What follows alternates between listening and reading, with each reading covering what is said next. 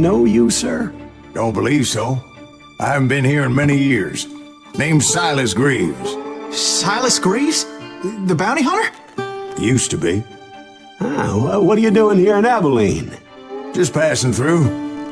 Got a little business to take care of. Well, sir, it would be an honor if you would allow me to buy you a beer. Hell, son, it would be my honor to drink it. I'm Molly. Howdy. I'm Dwight. That's Jack and Steve. Ben's behind the bar. Oh, I bet you got some great stories. A couple. Any of them true? Jack, be nice. A few. What about your shootout with Henry Plummer's gang in Bannock, Montana? Is that where you started as a bounty hunter? That's what it says in this here dime novel. Don't believe everything you read in them dime novels, boy. First man I hunted was back when I was riding with Billy the Kid. You knew Billy the Kid? Damn right. That scrawny son of a bitch had no fear. Wouldn't back down for nobody. I heard he collected the 10 stars off any crooked lawmen who crossed him. It was a war, boy. The Lincoln County War. And Billy promised his regulators would take the life of every bastard who helped bushwhack John Tunstall. Kid had a big chip on his shoulder and a hair-trigger temper. Made him dangerous as hell. It was about 30 years ago. Billy was hiding out in an abandoned farm near Stinking Springs. I threw in with the kid because the man I had sworn vengeance on was riding with Billy's enemies. But before I tell you why I want that sumbitch dead, let me tell you what happened that day. I was heading back to the hideout when suddenly I had this funny feeling. Funny, ha-ha? No, Steve. The other kind of funny.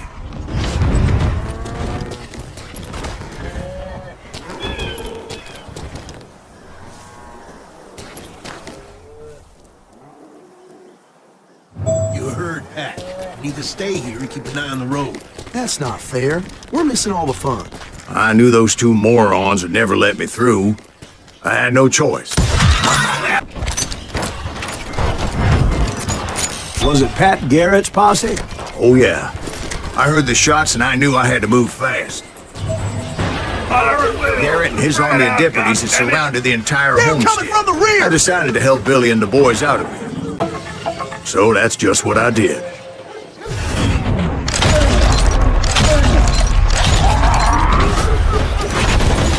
Hey, get one behind us! Stay on it!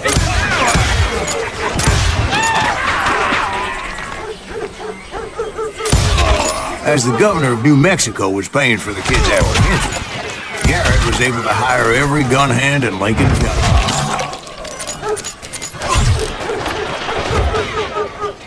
That enough? Time to die!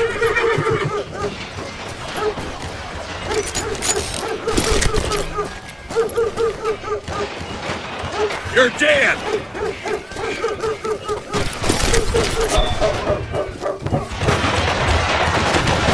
Watch out! One of them! God damn it! He's right behind us! Where the hell? Garrett's men were running around like a bunch of chickens with their heads cut Let's off. send these some bitches run!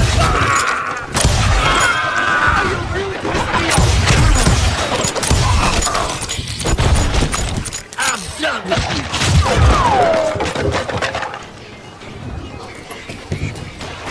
I've got... Still, one of them reached the water tower. You see that?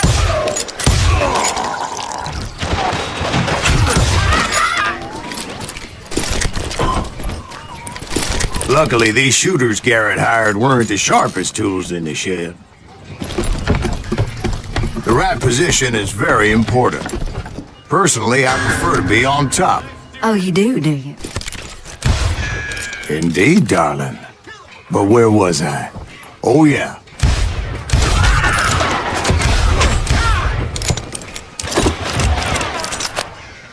Kill him!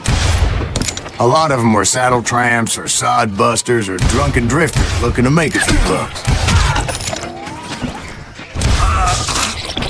I'll kill you myself! God damn you!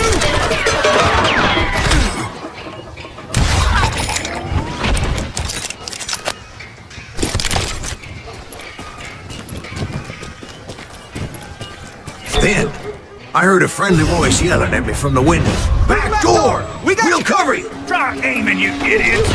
Truth be told, things weren't much better behind the house.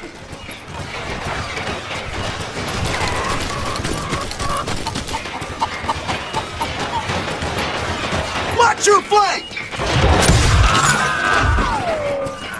Where'd he come from? Cut their numbers in half. But that just made the ones that were left twice as bad.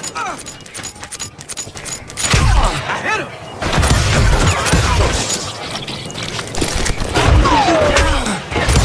They made up for their lack of skill with a seemingly endless supply of ammo. It was a bit of a slog, but I finally fought my way around the back of the house.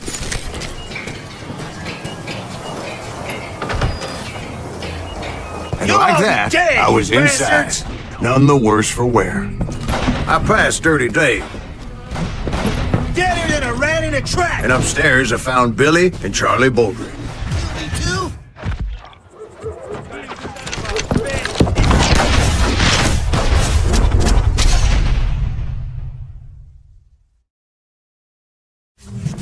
Billy looked at me and said, "About time, amigo! Grab a gun and get to the window!" Wait, so you were friends with Billy the Kid? Yeah, sort of. Anyway, we were surrounded by dozens of deputized shooters who wanted to do us harm. $500.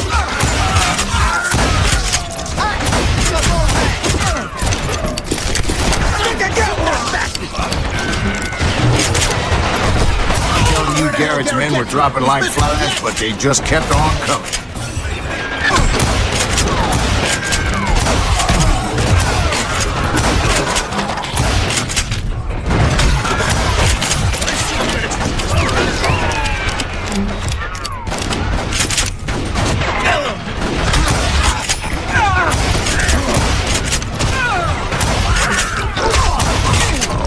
That's when Charlie got hit.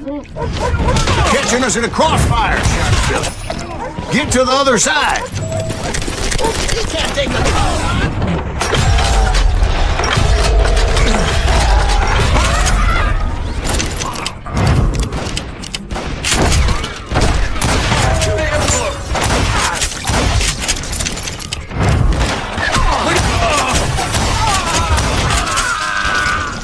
I don't know how many of those cocksuckers I personally put down, but it was pretty clear, even to Billy, that maybe discretion was the better part of valor.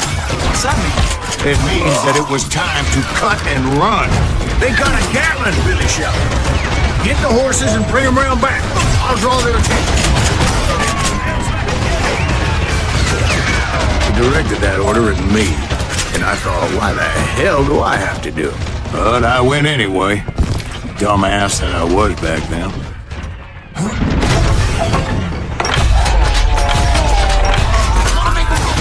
Those poor sons of bitches are Many done would have for! fled in my place.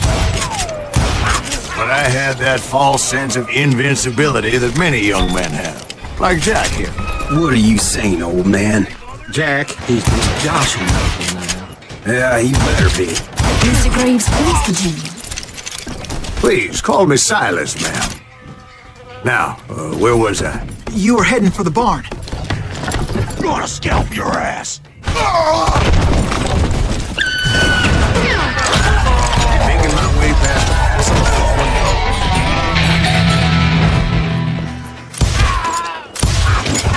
It's you! Hello from behind there! It's like Garrett hired a whole regiment of hired guns. Yeah, and just when I thought I was done with them, more of these hapless bastards would pop up.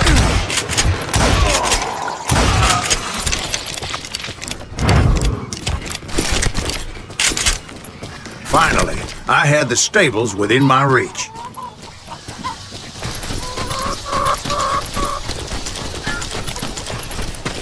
And that's when I met Sheriff Pat Garrett. I read that you went toe-to-toe with him, sir. That backstabbing bastard with that tacked-on tin star.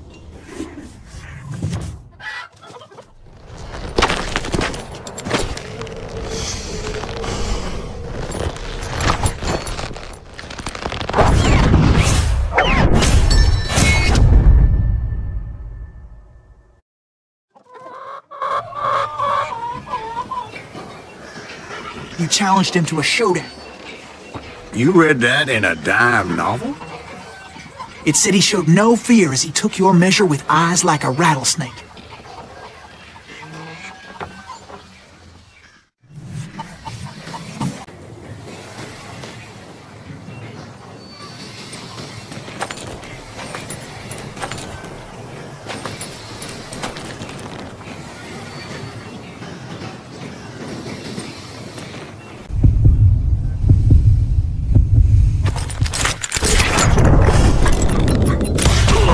And that you killed him in a fair fight.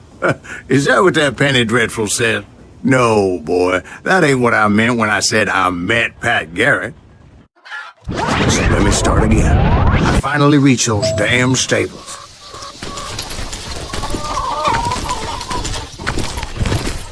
And stepped inside, and... last thing I heard was Garrett's voice. That's not Billy. And go on, how did it end? And, boy, that was just the beginning.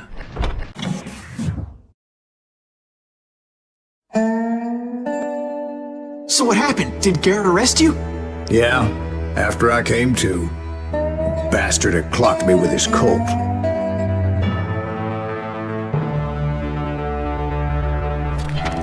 And the kid surrendered? When he realized there was no getting out of there alive. So they locked you up in Lincoln? Indeed they did. Sentenced me to hang right along with the kid. It's important to know that I was only riding with Billy so I could find the bastard I was after.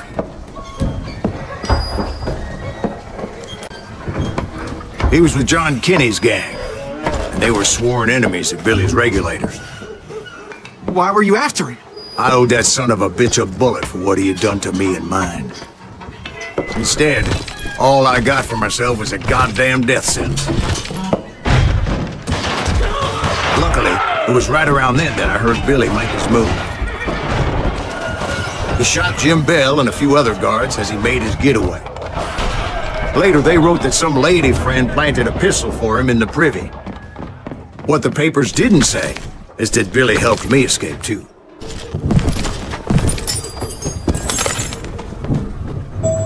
My first order of business was finding a firearm.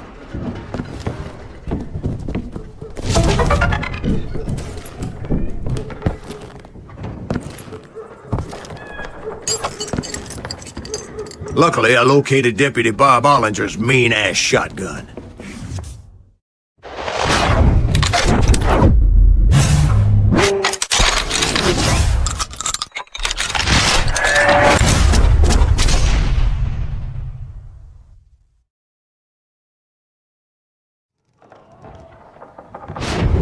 I saw Billy through the window, and he yelled that I should take to the rooftops to make my escape.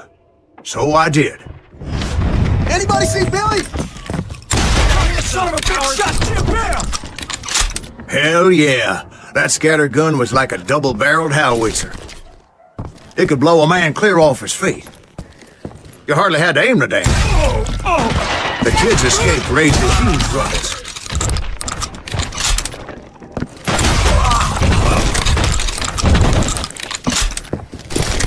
Guards were everywhere looking for him. Can't let the kid get away! Oh my God! Anybody see him? I had to jump from roof to roof like a damn alley cat. I followed the planks where I could, but some of that wood was slippery as hell. The whole town was up in arms. I was a fugitive. How the hell did the kid escape? Garrett's gonna kick our ass! Get got far! Gotta be around here somewhere. Billy broke out of jail. Now you know you can't. Violence is not the answer. Shut the window, lock the door. So that bastard you were after, what did he do?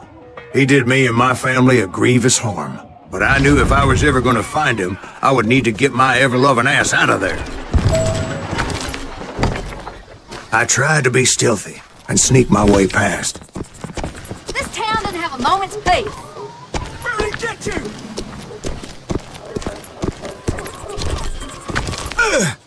You! But hell, if they weren't all waiting for me. Apparently, some of them thought I was Billy. You hooligans can go to hell. Don't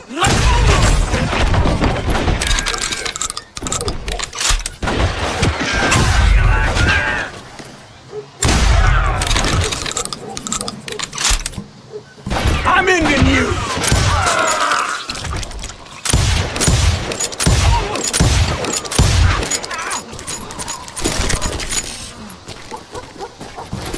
I got this! He's in town somewhere! See, me and the kid shared a certain similarity in build and coloring. They're shooting in the I was just glad I had Deputy Bob's mean-ass shotgun. Let's do this! Get your headstone! There's children here. Stop him! So much lead was whizzing by my head, it was like everyone in Lincoln wanted to put me in the ground. I knew I needed to find a horse. Though I never did have a great fondness for those four-legged grass eaters. Smelly, sweaty, ungrateful things. We prize them too high, if you ask me.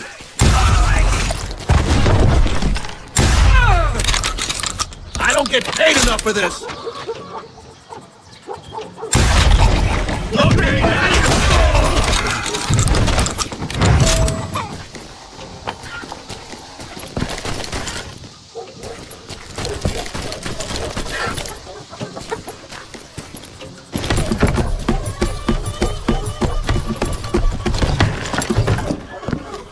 Damn town's going to hell in a handbasket!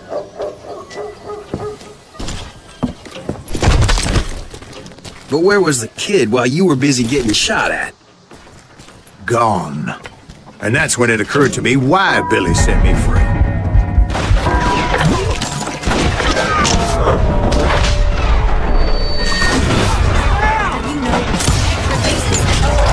So I could be a hapless boy and draw attention while he snuck out of town.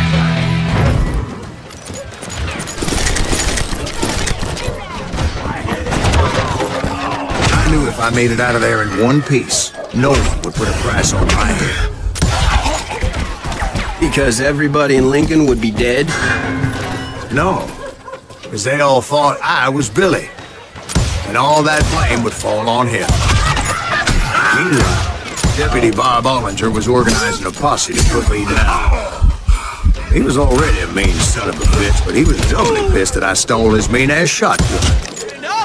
Anyway, it was me or them, and the only way forward led me straight to perdition.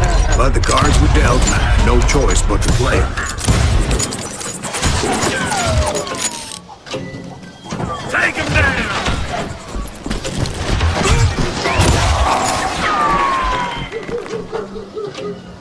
Standing up!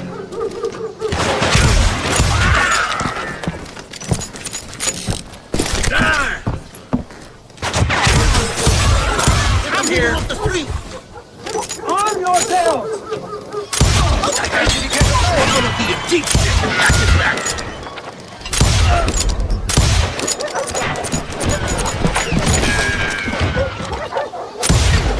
Kill him!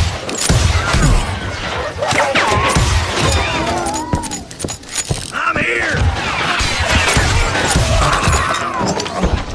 Stop him!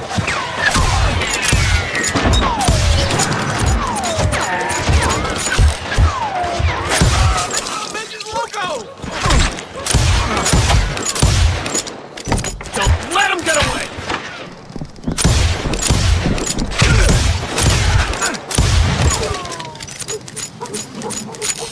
We can take him!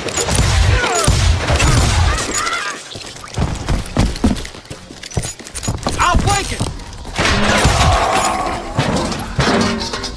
We're gonna be in deep shit when Pat gets back!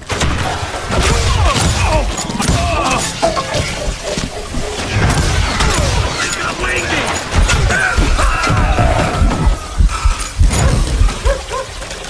You're dead!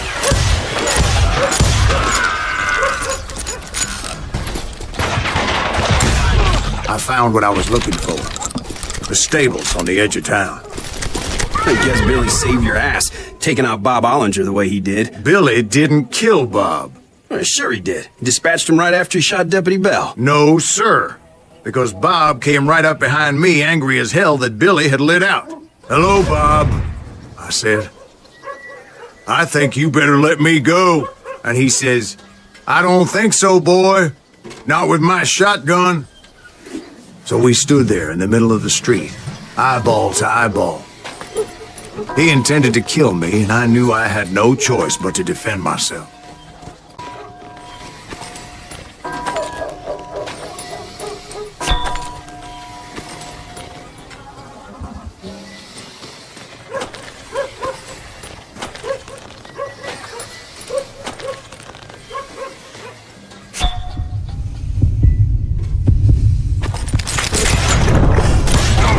I killed him in a fair fight.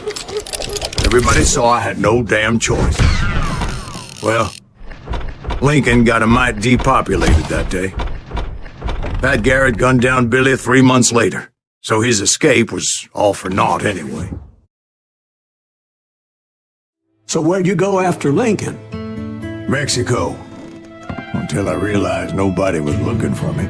I ended up taking a job at the Rurales. The Mexican Rurales? I was hired to help them track down the cowboys. The most vicious outlaw gang in Cochise County? Curly Bill Brocious? Johnny Ringo? Led by old man Clanton himself.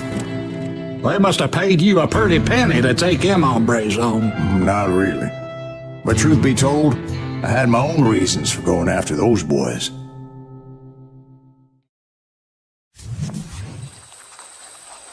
So was the bastard you were after now riding with the cowboys? Roscoe Bob Bryant was his name. Oh. But no, this time it was a different bastard I was after. The aforementioned Mr. Ringo. And yes, he was working for old man Clanton. I came upon them robbing a stagecoach, which wasn't surprising, being they were such murderous thieves and bastards. The bandits wore red scarves, so I knew they worked for the old man. Over there! Get out of here! I did my best to help those bastards.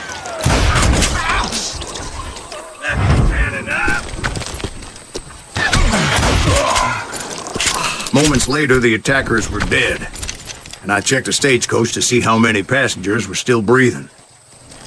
None. It was then I wondered if the rocks weren't hiding more bandits. Was that all of them? Or did I just hit the rear guard? I quickly got my answer. They attacked from on high like Apaches often did.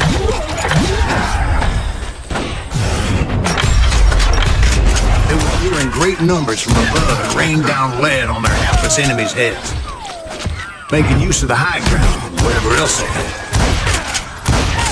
Yep, the Apaches always appeared out of nowhere, and there never seemed to be an end to them. Hold on, were you attacked by Apaches? What happened to the cowboys? Did I say they were Apaches? I said Clanton's cowboys attacked me Apache style. I was in a pitched battle, but I was holding my own against an overwhelming enemy force.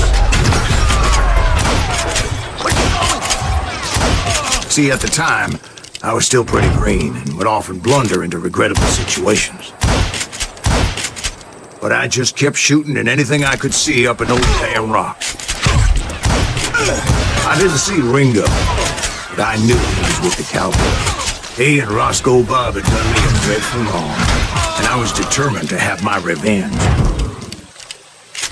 But to get to Ringo, I knew I'd have to fight my way past these other assholes first. Unfortunately, I was running out of ammo. Another perfect example of my relative inexperience as a hunter of men. I immediately knew that a tactical retreat was called for, as my vengeful fury was much less impressive without the bullets to back it up.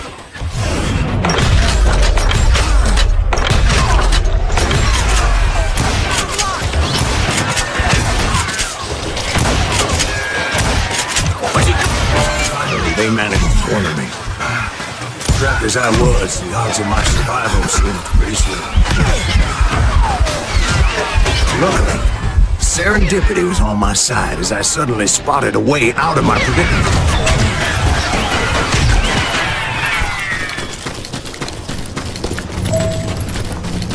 I ran ahead as if the devil himself was after me. Bullets were whizzing by my ears, but I wasn't about to roll over and die. I just kept running like there was no tomorrow. Because there would be. Clanton and his men caught up with me. As I was scurrying around those caves, I thought, what was I thinking? Going up against a gang like this?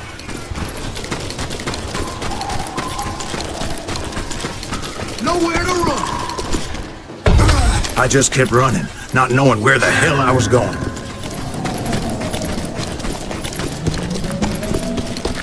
I got you now!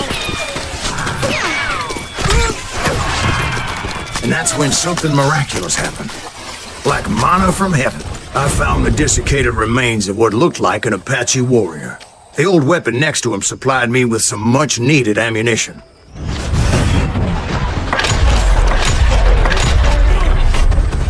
Bat Masterson once told me it was more important to be lucky than good, and he would know.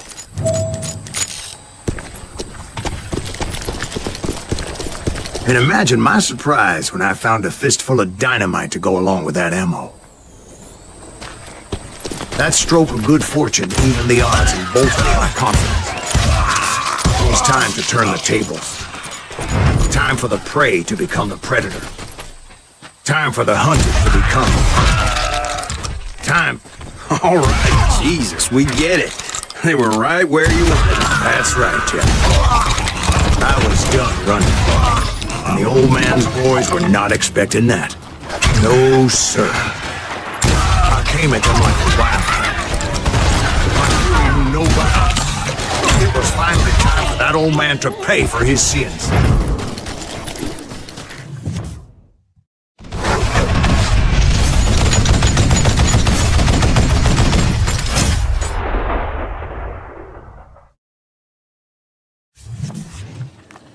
I yelled out at the top of my lungs, I'm coming for you! A little stealth might have made more sense, to be perfectly honest. Because that old fool had a Gatling gun and enough bullets to last him till Kingdom Come. Damn contraption jammed again! I don't know how you live there, bro.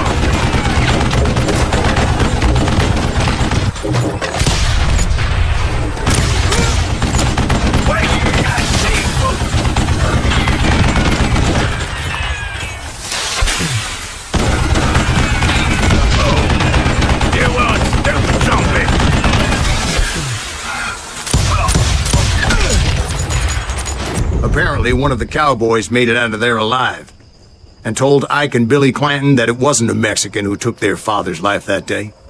They just assumed it was one of the Earps, and that little misunderstanding eventually led to that legendary gunfight at the OK Corral.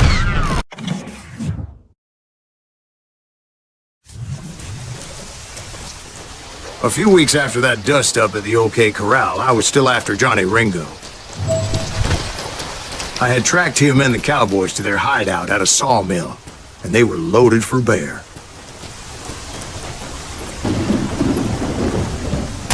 So, what exactly did Johnny Ringo do to piss you off? Well, him and that other bastard. Roscoe Bob Bryant? Yep. They both deserve to die, and I promise I'll tell you why. But first I need to tell you about the cowboys' new boss, Curly Bill Brocious. Get ready, boys.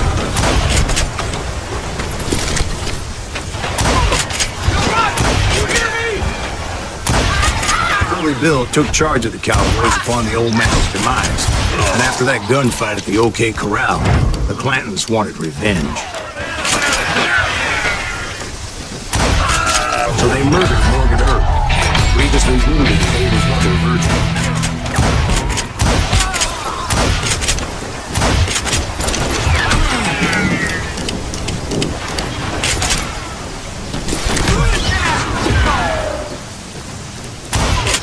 Wyatt and Doc went on what became known as the Vendetta Ride, hunting those outlaws down.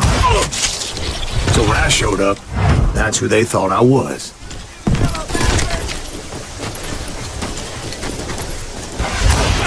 Get away with it!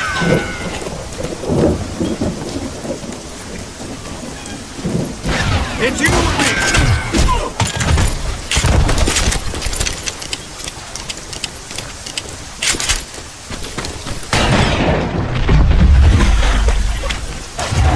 There were killers around every corner, all wearing red bandanas. That's how the cowboys identified each other. I was beginning to wish I had one myself. I wasn't about to let Ringo walk away unscathed. And that's what drove me forward. They say that Ringo was infernally fast. I hardly saw anyone faster, boy. Certainly not Wyatt Earp. That man was all hat and no cap. It wasn't much of a match for him, but Doc Holliday might have taken him. How long he should have kept his nose out of it. They never charged anyone for the murder of Morgan Earp. But everybody knew that Curly shot him in the back. That was common knowledge. Yeah, maybe so. But Ringo had nothing to do with it. He was just being loyal to a friend. Is that what you call it? Being loyal. Well, to get to that loyal friend, I had to pass by some buzzsaws as big as a man. Excuse me, sir. I have a question. What's that, Dwight? After old man Clanton died, why didn't his son take over the Cowboys? Because Ike Clanton was dumber than a box of rocks and a yellow belly to boot.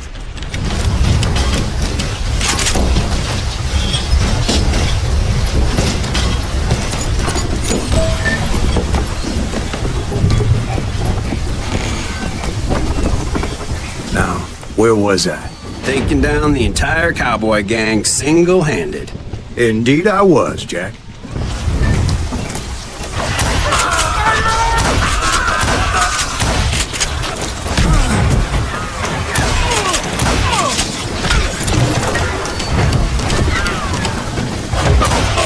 Though it wasn't easy, as those boys had good cover.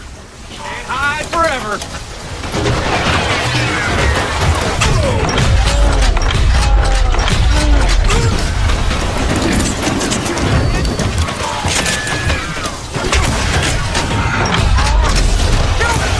Son of a bitch! That's right.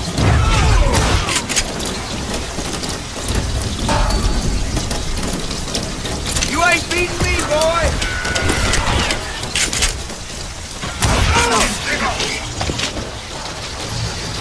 Face me, you coward!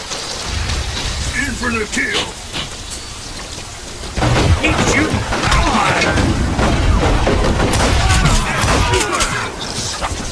There he is!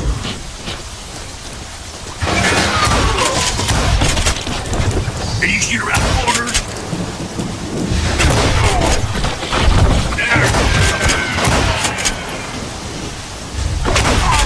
There were carts everywhere, piles of lumber, and God knows what else for people to hide behind.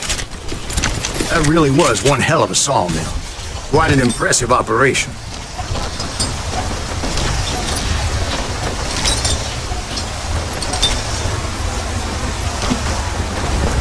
And where was Curly Bill? Did you see him? I'm about to get to that, Ben. Patience. I'm painting a picture here. There was this beautiful waterfall and a crystal clear stream that led to a verdant valley that was truly... Consider your picture painted. What happened next? Well, finally the bastards that were still alive made a last stand.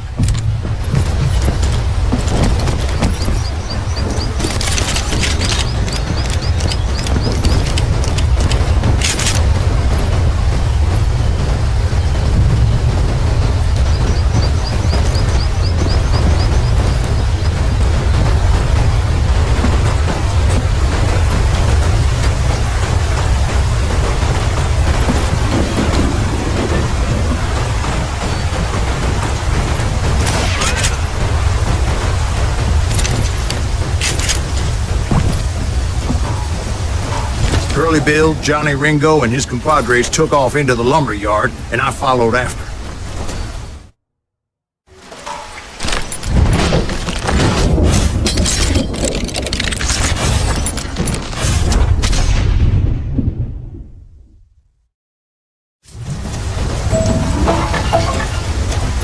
Are you saying they ran? Cowardice was not in Ringo nor Curly Bill's nature. No, sir. I never said they were running scared. They just wanted me out in the open. Time to dance with the devil! You working for Wyatt Earp? And that son bitch... You're gonna get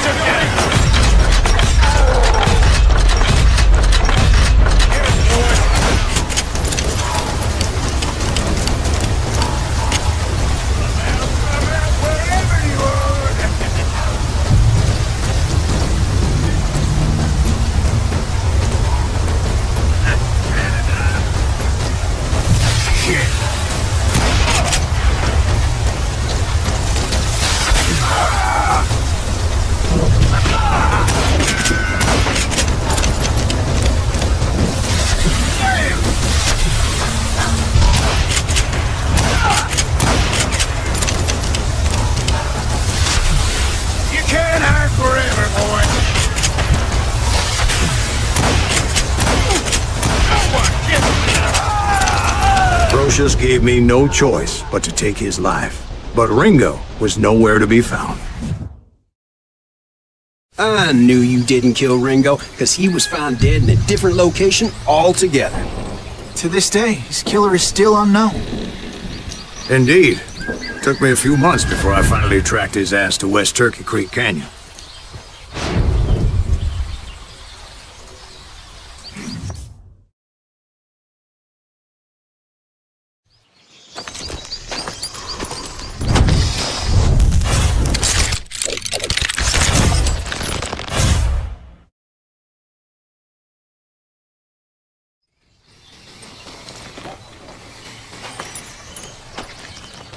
That's incredible, sir. I always thought that Doc Holliday was the one that killed him.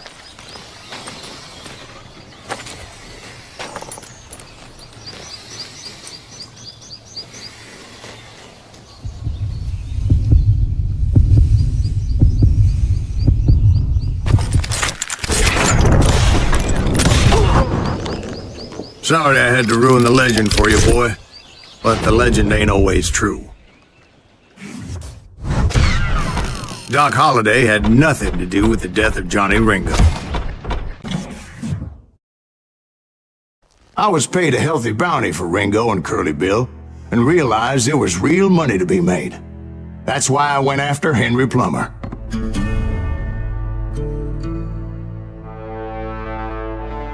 Now, wasn't he the sheriff who augmented his income by shaking down miners and robbing gold shipments? That's the one. Oh, yeah, I remember him. He ran that gang of thieving outlaws called the Innocents. So it's true that you went toe-to-toe with him? Indeed I did, son. Indeed I did.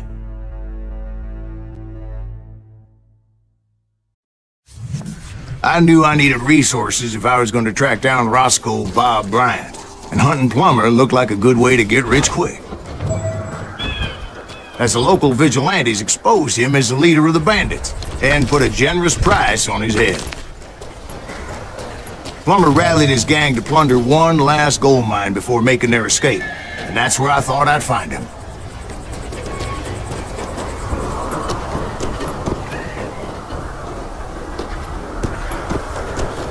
It makes me nervous getting so close to all these goddamn barrels of club now. Why would you read My late father pointed out to me more than once. As long as you don't light up God made men. Samuel Colt George made up him there on the equal. rocks with that rifle of his. Nothing gets past him.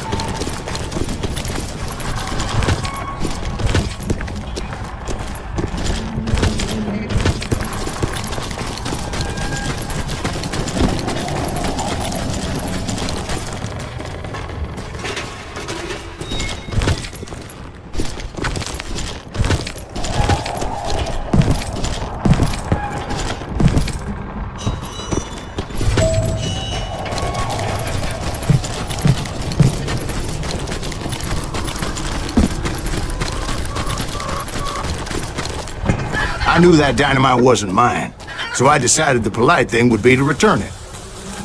It was the biggest gold rush since Sutter's Mill in '48. Unfortunately, prospectors weren't the only ones drawn to those riches. There were thieves and killers, robbing travelers and hijacking gold shipments. Like those that ran with Plummer. Some were just regular folks I knew from town, drawn by greed and easy takings. Charlie Crow, the blacksmith. James, who worked in the stable. Sam and Jeremiah Barber, the butcher's son. Ordinary citizens who lived a double life. Stealing and thieving and murdering their neighbors.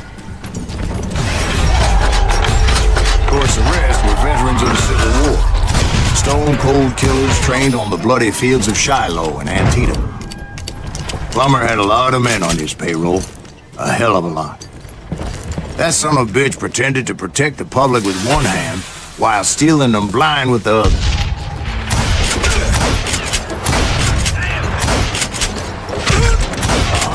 Dangerous, desperate individual. I was outnumbered and in way over my head, but I was too damn stubborn and stupid to realize it. They must have thought I was touched, or had some kind of death wish, seeing as there were barrels of gunpowder everywhere. I thought I was some kind of hero.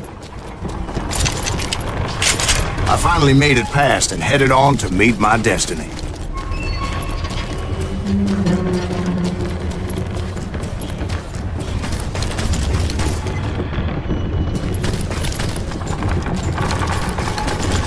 But first, I had something I needed to figure out.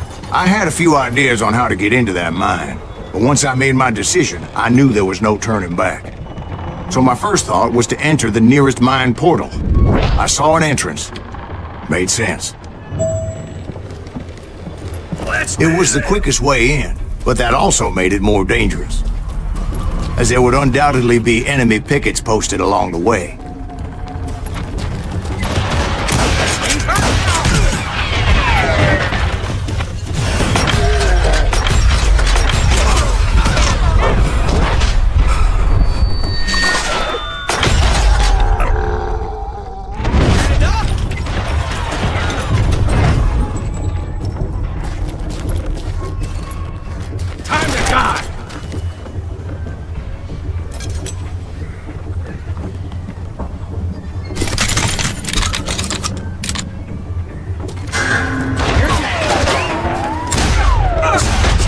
Once you enter a mine like that, it's easy to get all turned around.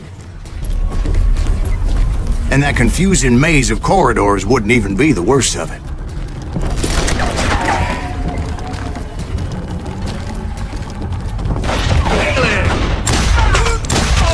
Some of those shafts could be as deep as hell.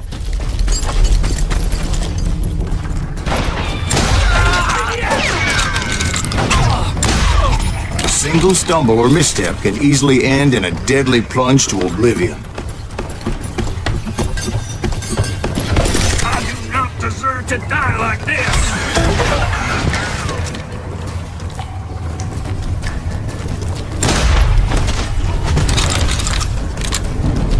Quick reflexes often make up for the lack of common sense. Luckily, I was never one to be easily bushwhacked. I would just need to be careful not to blow myself to kingdom come.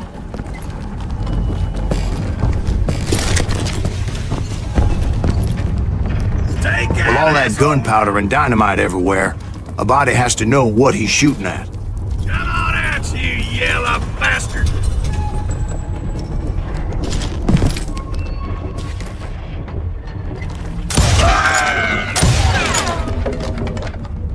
I'm putting you down! One wrong bullet should have turned that mine into a dad-blasted tube.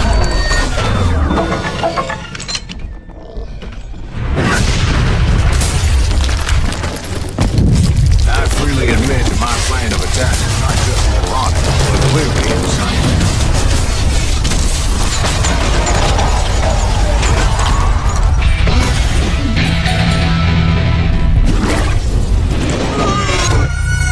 It's a good thing that I abandoned that ridiculous plan before I even tried it. Instead, I spotted a ladder, a way into the mine from the opposite side.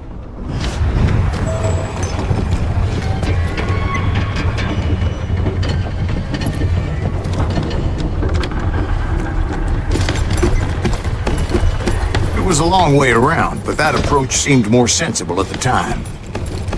Of course, being I had a problem with heights, that scaffolding scared the bejesus out of me.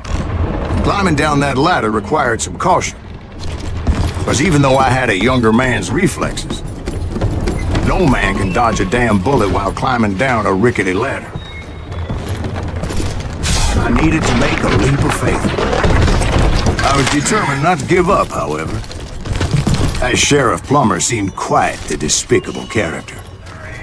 When the vigilantes discovered what the sheriff was up to, people were outraged. That 10,000 they put on his head would go a long way to helping me find old Bob. And I had made it my mission to settle that score from hell or high water.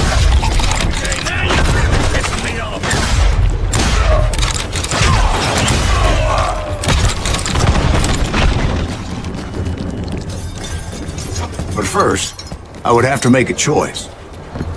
Take the elevator or climb the ladder. I picked the more convenient and more dangerous route.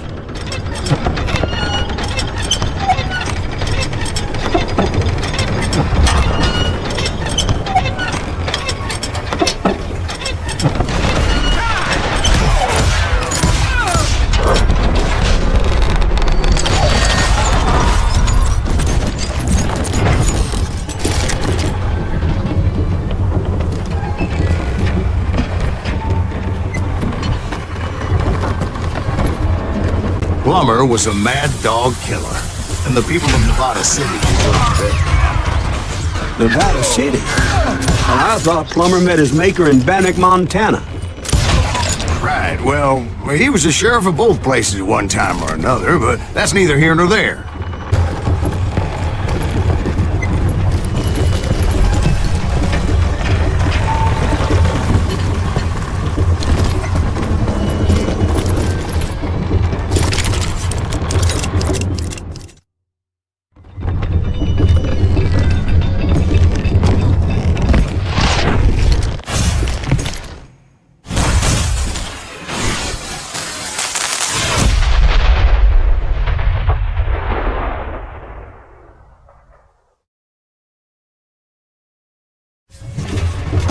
They're gonna bury you in a million pieces! Today is getting worse and worse for you. Hey!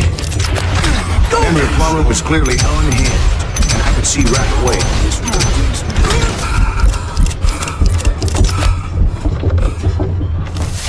What do you think I'm doing? No! I'm going all medieval on your ass! I need some help! I got a lot more dynamite than you! Take this cocksucker out!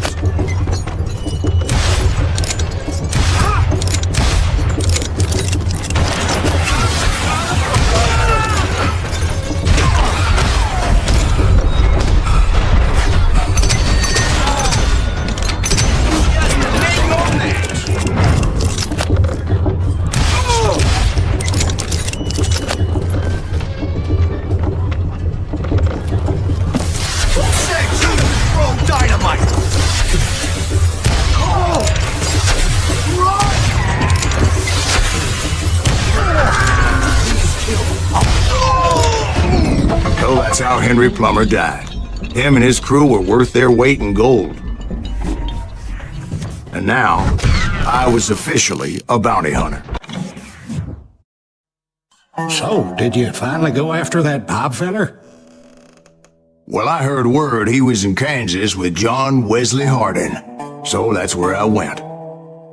Where in Kansas? Abilene. Why do you ask, Ben? No reason. Was Hardin as fast as Ringo? Ringo was fast, but John Wesley was as fast as the devil himself.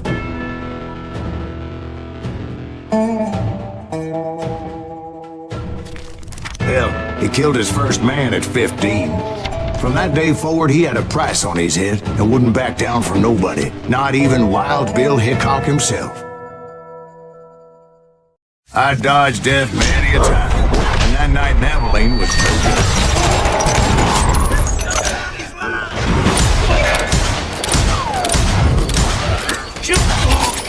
I was there with the intention of finding that bastard Bob and collecting the bounty on John Wesley.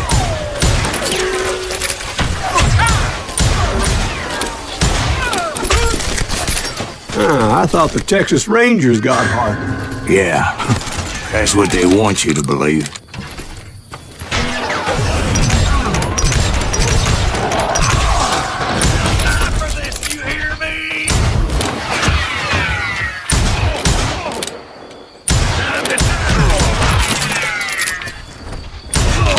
It It was colder than a witch's tit in a brass bra that night as I fought my way past his loyal compadres to the very same saloon we're sitting in today.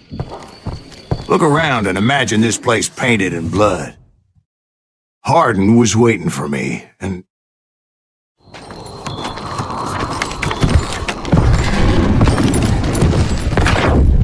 Wait, I'm jumping the gun here. Let me back up and give you some background on this sumbitch. He deserves that much. Don't you think so, Ben? John Wesley Hardin, by the end he confessed to taking the lives of 42 men. Fathers and husbands, brothers and sons, men with families who cared about them. He was a bona fide folk hero by then, and had amassed a gang of armed miscreants and other assorted thugs. He and his men set up camp outside of town, and I was hoping Bob was among them. Shit, it's cold out here. I'm freezing my giblets off. Ain't right, we gotta stay out here keeping watch like this. Ain't nobody stupid enough to go after Hardin anyway. Better 3 hours early than a minute too late. Damn it! Shoot that son of a bitch! They didn't ask why I was there. They knew. As most of them were wanted as well. I figured Hardin was here somewhere, but to get to him, I'd have to get past his gun hands.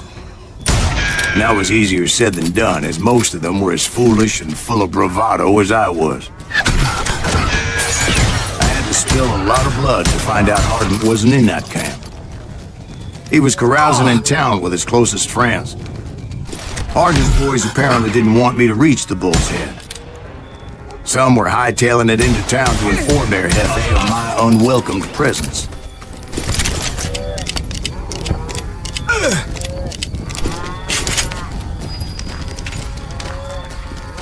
Show him how to die!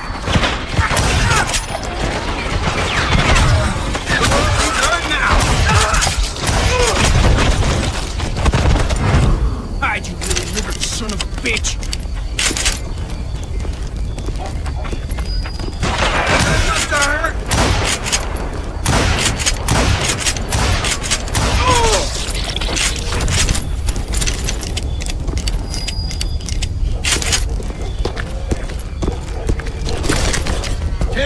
Someone's coming for him! Stop that sumbitch! Let the boys know we got another law dog. Yeah, you know you can't beat me.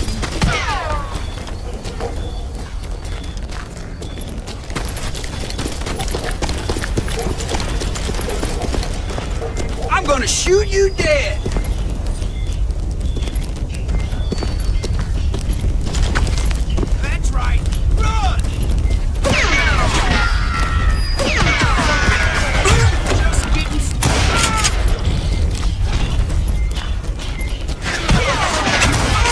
I wondered if Bob was among them.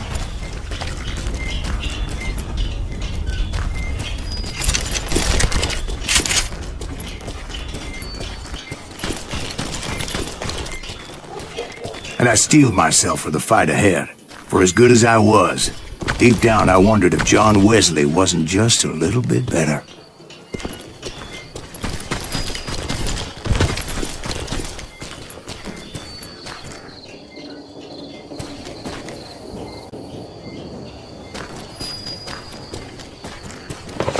Before I could test my mettle against Hardin, however, I would first need to dispatch his cadre of hired killers. Most of these degenerates were beyond redemption, but John Wesley might have been a different story.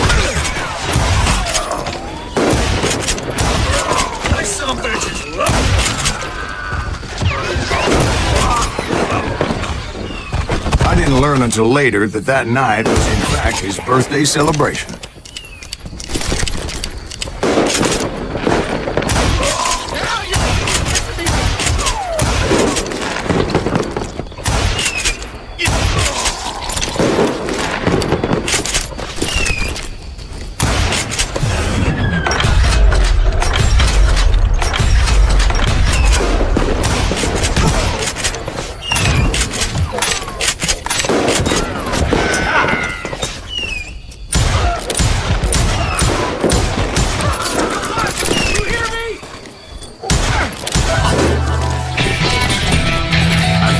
already mentioned that I found Hardin in this very saloon.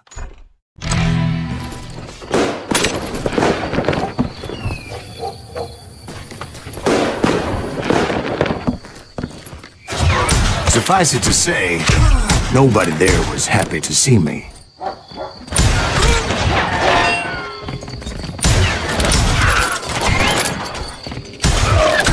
Son of a bitch. There he is.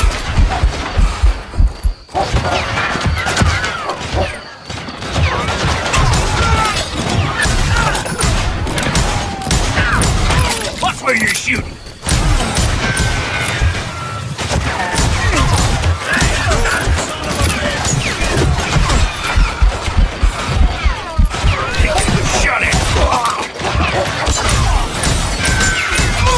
In fact, I felt a certain hostility.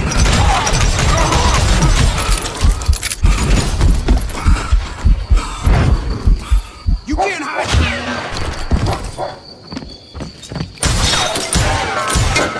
I'm letting you down.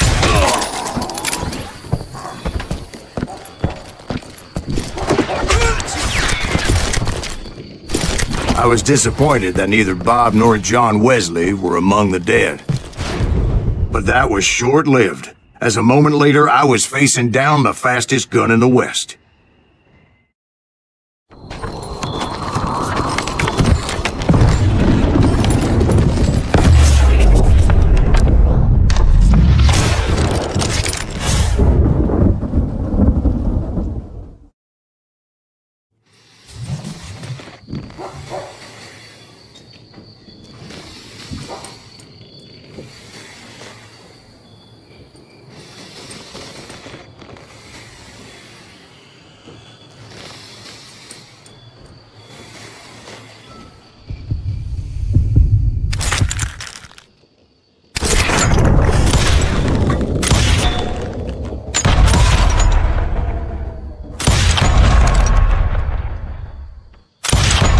Faster than grease lightning.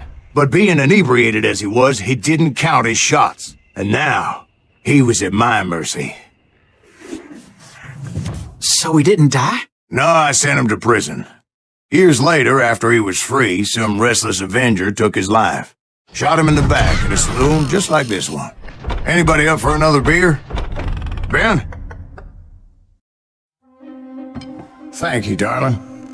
Yeah, some say revenge is a dish best served cold. So whatever happened to that Bob guy you were after? Personally, I'd like to hear some of your other adventures. Like, I don't know, did you ever go toe-to-toe with a red man?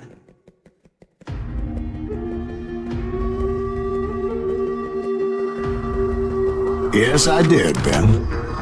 I remember once I was after this renegade Apache, Grey Wolf. Strangely enough, revenge was also his primary motivation.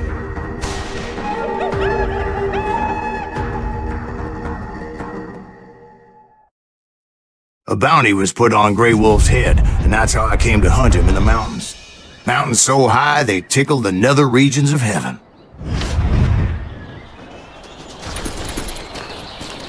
Grey Wolf was a Chiricahua Apache medicine man who had led a war party in revenge for a massacre against his people. The U.S. Army had attacked his tribe during his daughter's sacred sunrise ceremony, and the slaughter was unspeakable. I understood his anger, as there's nothing more traumatic than seeing those you love die in a cruel and painful death. Right from the beginning, I couldn't shake the feeling that Grey Wolf was watching my every move. He led a band of young Apache warriors who wanted retribution and were more than willing to die for him.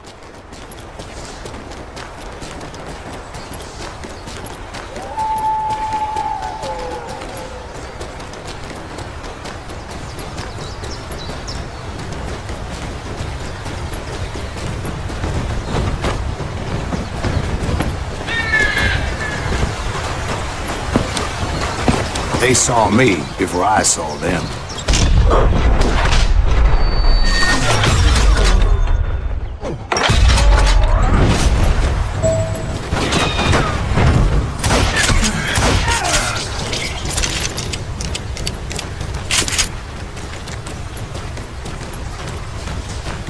and it crossed my mind that maybe this wasn't such a good idea. But now that the shooting has started, there was no backing down.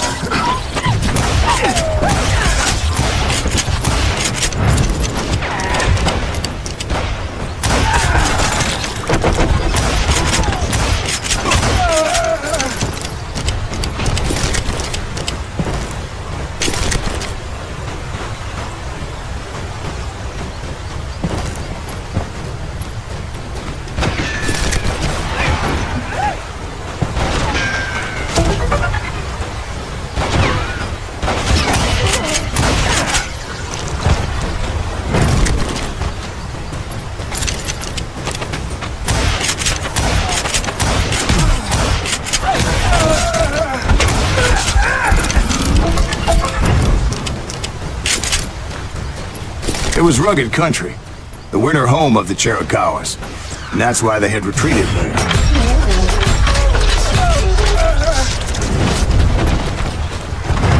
I admit to having some regrets about going after them the way I did. But then again, I got a lot of them.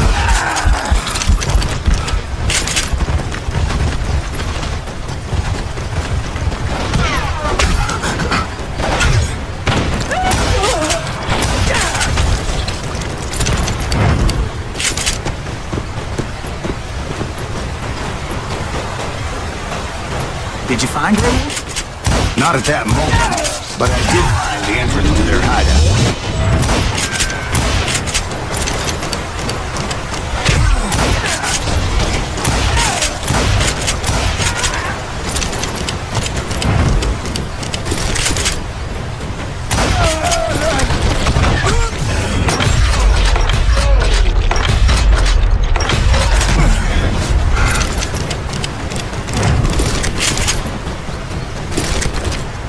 Deep crevice that led to a deeper cave. In there. Yeah, but it's not out of bravery so much as pure, angry cussedness.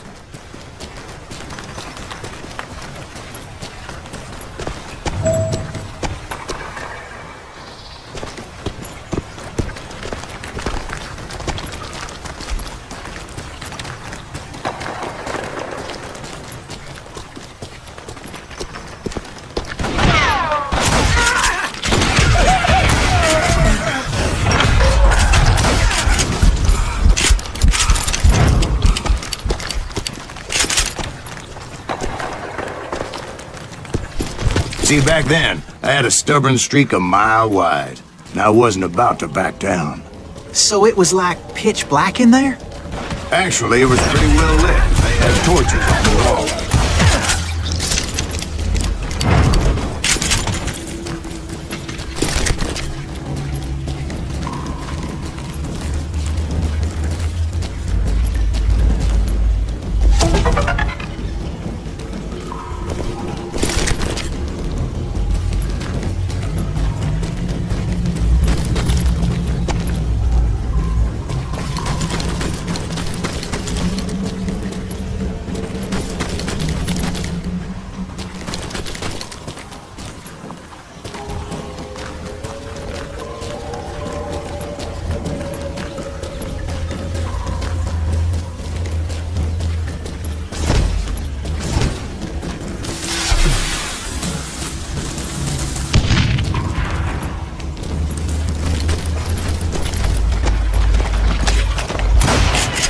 How big was this cave?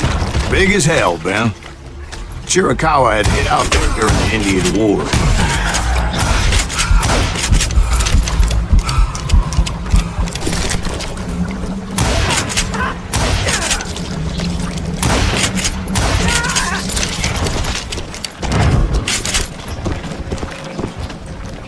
They thought it was haunted with the ghosts of those murdered by the horse soldiers. The cave was haunted with dead Indian ghosts? To be honest, I was more concerned with the live ones than the dead ones.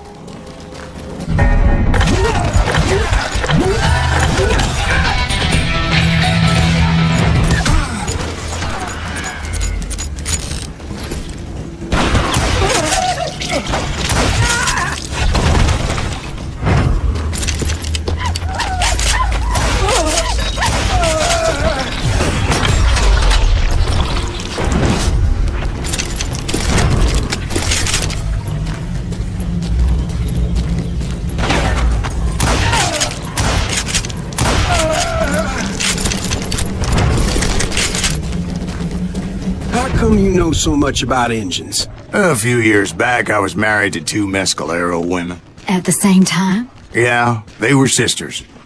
Polygyny is traditional among the Mescalero. So what happened? Oh, I had to get out of there. Those girls never shut up. Both of them nagging at me all the time. Drove me half crazy. Haven't seen them since. No, I mean, what happened with Grey Wolf? Oh, well, I pursued him into the Cave of Death. I came upon this flooded grotto, and that's when I saw him. He came to me unarmed and unafraid. His voice echoed in the shadows.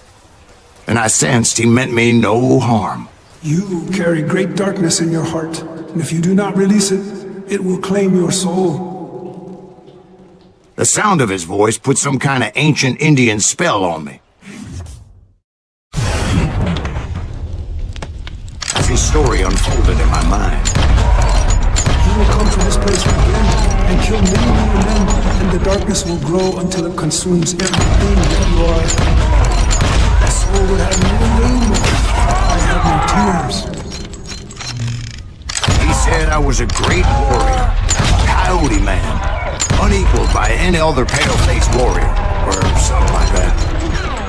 The snakes will bite shadows of your past until venom poisons your heart, and an echo of the song of the dead summons the spirits deep from within the mountains. I didn't quite get what he was saying, but there was definitely snakes. And indeed, his warriors surrounded me and attacked me like hungry wolverines. They couldn't stop me, though, and Grey Wolf wasn't in the mood for idle talk.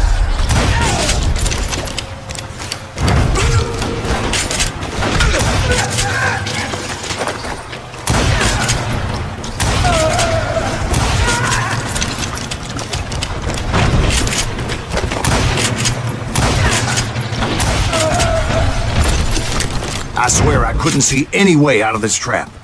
But suddenly, one just appeared. Kind of like a miracle.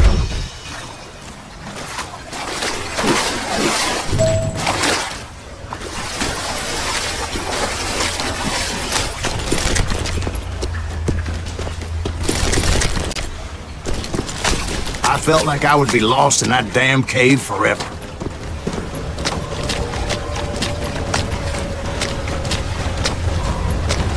Finally, I found myself back outside, perched on the edge of the precipice, overlooking a thundering whitewater river. To get where I was going required several leaps of faith, but no way in hell I was turning back. I chased after him, determined to make him explain the meaning of all that mumbo-jumbo. Mumbo-jumbo's right. Are you making this all up as you go? A few details may be fuzzy, brother, but I am relating exactly what happened to me. There were dozens of Apache warriors aiming at me from on high. Dozens? Well, maybe not dozens, but there was a lot of them. At least 3 or 4. Well, more than that, little lady.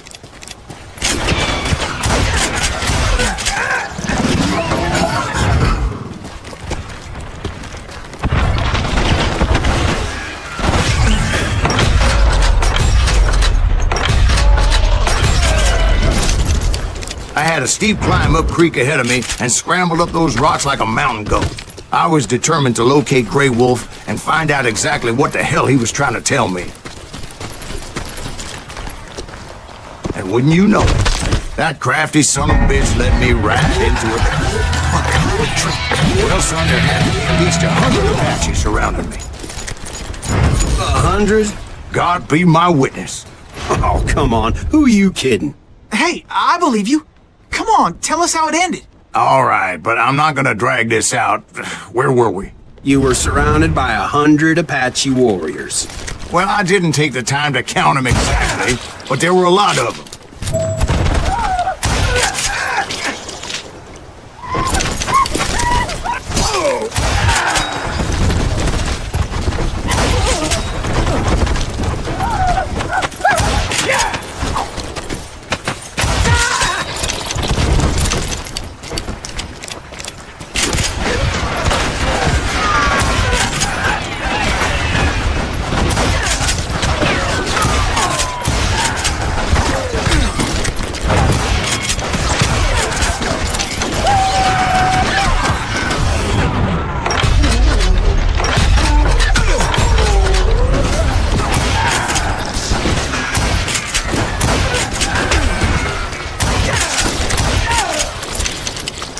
And in the end, a path appeared before me that I had not seen before.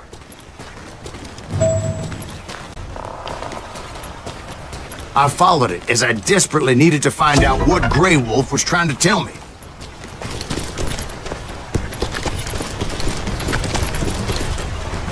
But it was like that son of a bitch disappeared into thin air.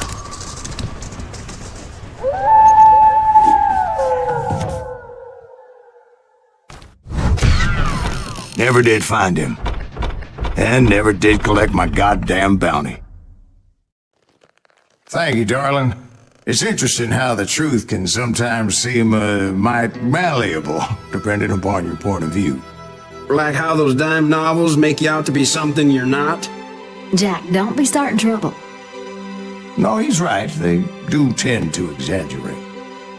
Did they exaggerate your part in taking down the Daltons? Well, I was there in the flesh, boy, so I saw what happened firsthand.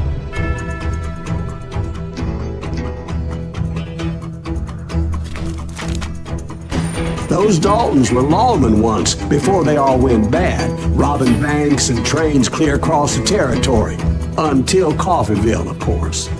I was one of the citizens who took up arms that day. Fighting on the side of right? I did my best, sir. We all did. It was early morning. One of my friends was a local gunsmith, and he handed out firearms to anybody who'd take one. You see, the Daltons got it in their heads to rob two banks at the same time. Two banks on the same damn street. Shoot him, Emmett! Shoot him, Emmett!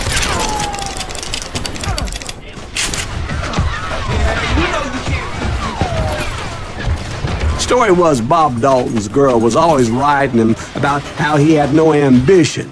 Oh, you're nobody next to Jesse James, she'd say. Finally, the bastard took his brothers to Coffeeville just to shut her up. Right. It's always the woman's fault. Well, the locals recognized the Daltons right off. Before they could get away, half the town took up arms to defend their property.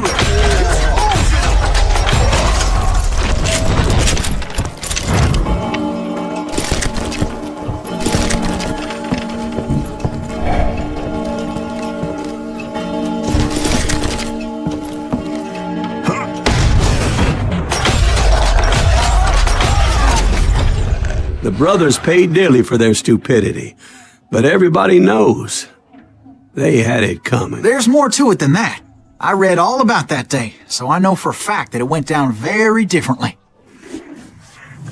First of all, it was high noon. A posse of U.S. deputy marshals were on the rooftop across the street. Get ready, boys. They're gonna make a move. The lawmen had been tracking the Daltons for months, and now they finally had them dead to rights. Among them was a bounty hunter feared by many a lawbreaker. This man had no intention of letting the Daltons slip away. Had an adversary that day who had no fear and offered them no quarter.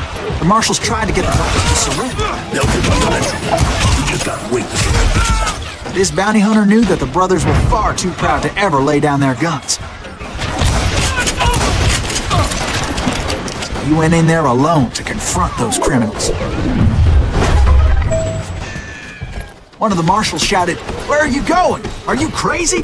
Hey, where do you think you're going, dumbass? That rifle's mine. But he paid him no mind. He saw a way to get around to the back of the bank.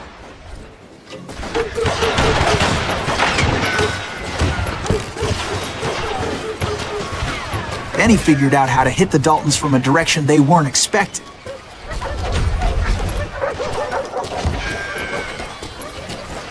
From above. Fortunately, a water tower was right there.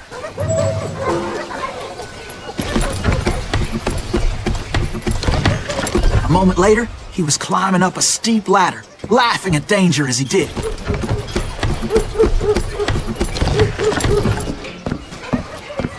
It was brave men like him who risked their lives to tame this wild country.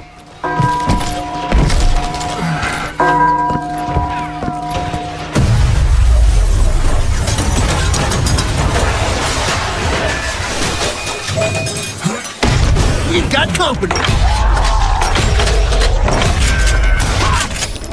Heroic men like him who did what other men couldn't or wouldn't to make this country free. Like Jim Bowie and Davy Crockett, who died defending the Alamo. Is that Silas Greaves? Son of a bitch!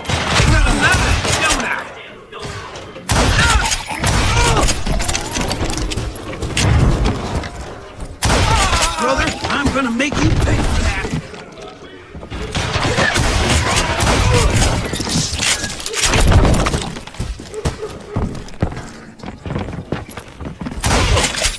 That's right! Run!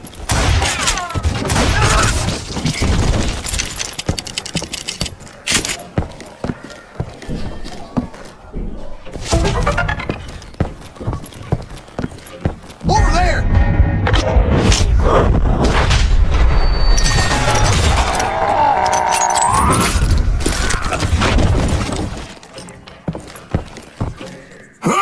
Silas Greaves! What the hell? He came away victorious, taking down those thieving Daltons.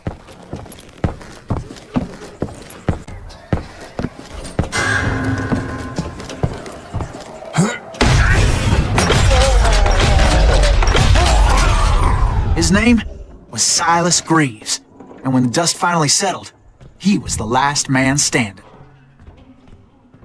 Sorry, kid, but that just wasn't the way it happened.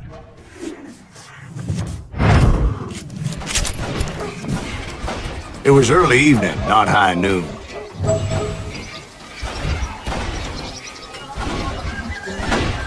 I was late to the party and Coffeyville was already up in arms. Daltons blew up a safe and were all set to hightail it out of there. Those pathetic deputies surrounding the bank were dropping like flies.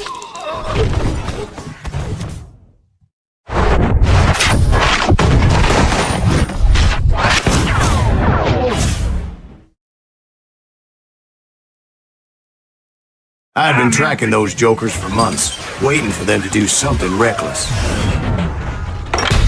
Finally, they did.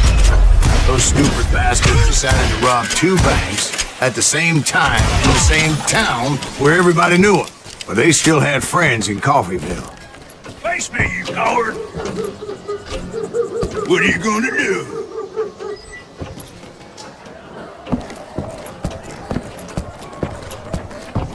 Keep shooting. I don't mind.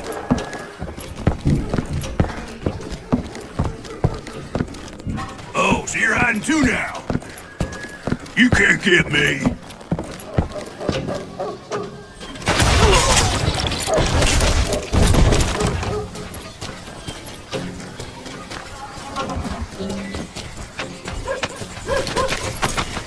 Hey, you got us here. Those friends came after me like a pack of wild dogs, tooth and nail. They were coming at me from all directions. I caught sight of the Daltons running with the money and didn't want to lose them. Problem was, they knew the town better than I did. Top it off, I found myself in the middle of another shootout entirely. Did the Daltons blow up in somebody's house? No, it was the Smiths, I believe. They were cousins of the Daltons, and they were shooting at the Browns, who were shooting at the Daltons, which wasn't any surprise, because those 2 families have been feuding forever. And since the Joneses are related to the Browns, they shot at the Smiths, pissing off the Heimhoffers, whose daughter recently married a Smith. Well, bullets were flying every which way as all the old feuds in Kansas caught fire all at once.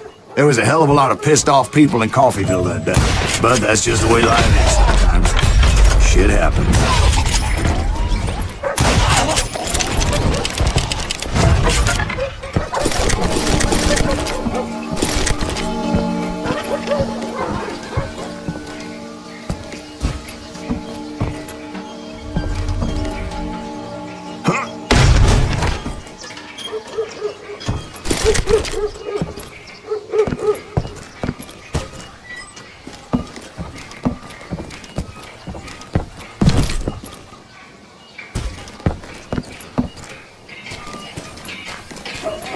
The Dalton boys knew I would never give up. Those Daltons weren't the sharpest knives in the drawer, but they always stood together. They set a trap to slow me down and allow at least 2 of them to escape. The third brother stayed behind to plan me, just in case that trap of theirs didn't work.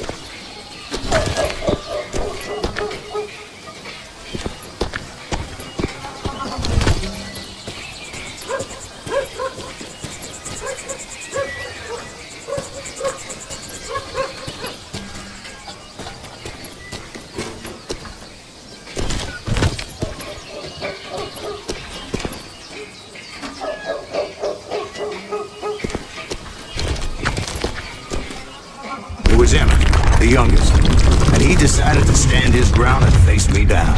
I ain't afraid of you, Silas Greaves. This is where it ends for you. He was determined to protect his brothers. I understood how it felt. Taking me on all by his lonesome wasn't exactly a recipe for a long life.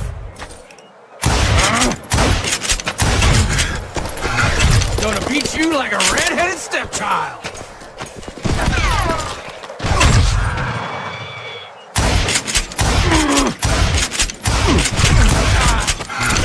I'm gonna cut you in half!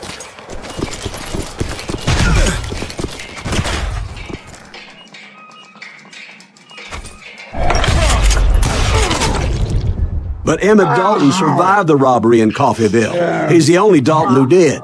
They say he was shot 23 times. Well, Dwight, who do you think put all those damn holes in him?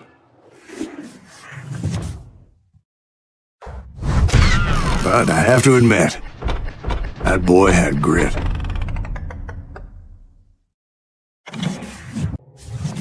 We'll get those suckers! It took me a couple of days to track the Daltons down. They can't get away with this! And in that time, a whole posse of local vigilantes offered to lend a hand. We'll track him to the ends of the earth. They seemed as determined as me to find those outlaws. But as we headed into those swamps, it was like I had my own private army. There was no way those boys were getting away this time.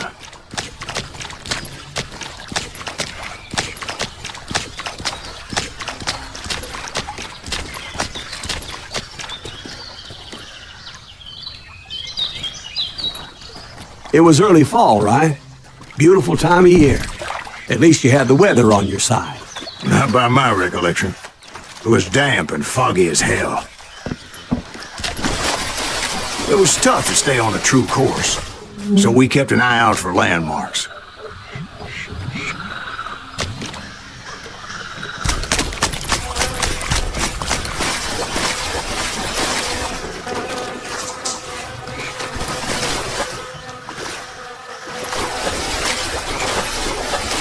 It was autumn. The maple trees were in full color, red as blood.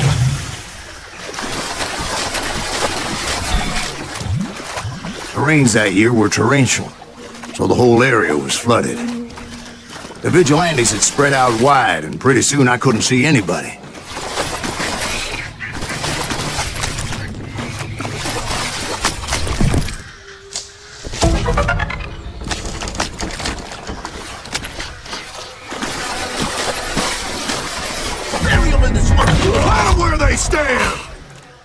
Except for some son of bitches ahead of me wanted to do me harm.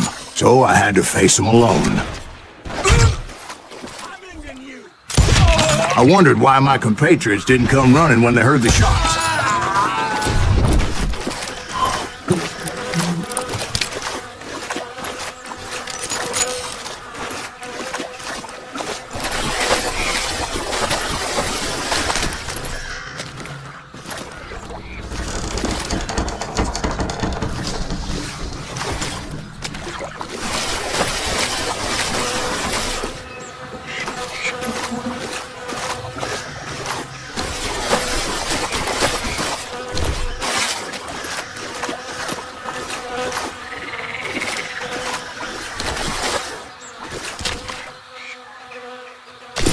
So did you find the Daltons? Not yet, but I did have the questionable pleasure of meeting a few of their friends.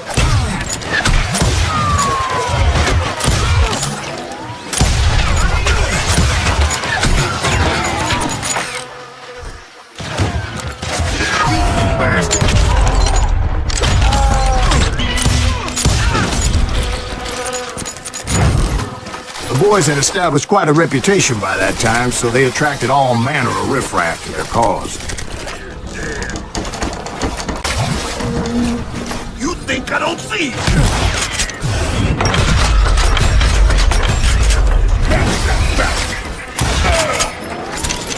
Point being, I was under serious attack.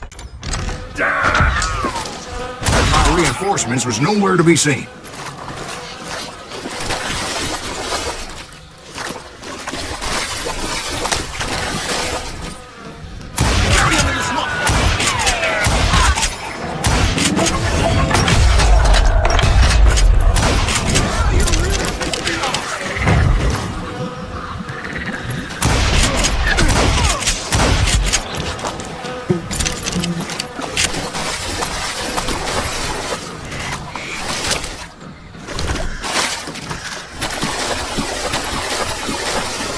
Luckily, a barn materialized as it right before my eyes. I scrambled up top to get a better view.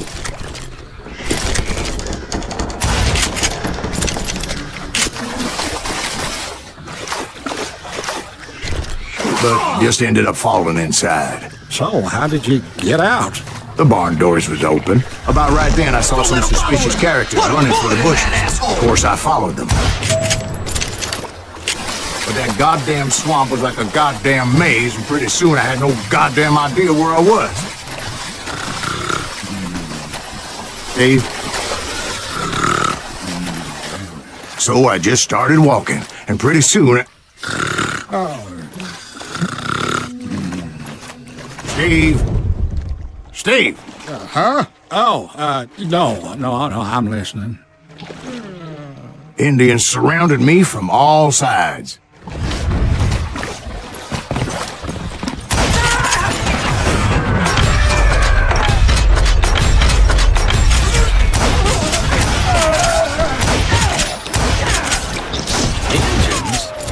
Indians? No. I just wanted to make sure Steve was paying attention. Now, where was I? You were following the Daltons through a swamp? That's right. See, Steve? Dwight's paying attention. Oh, I'm listening. I was just resting my eyes.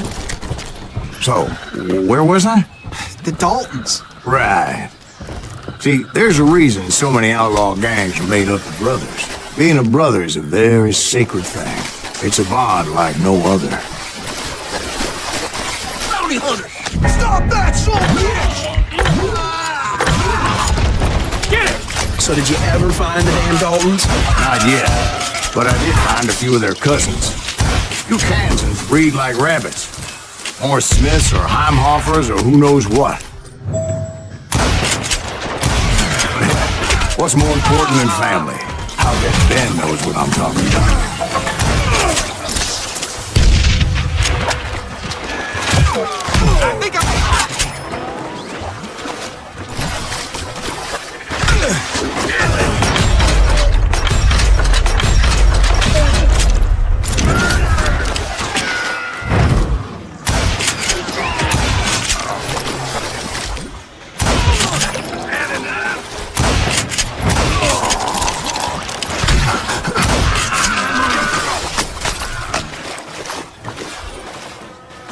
Shoot, I dare you! You gonna need a cat? Don't let that asshole get away with this!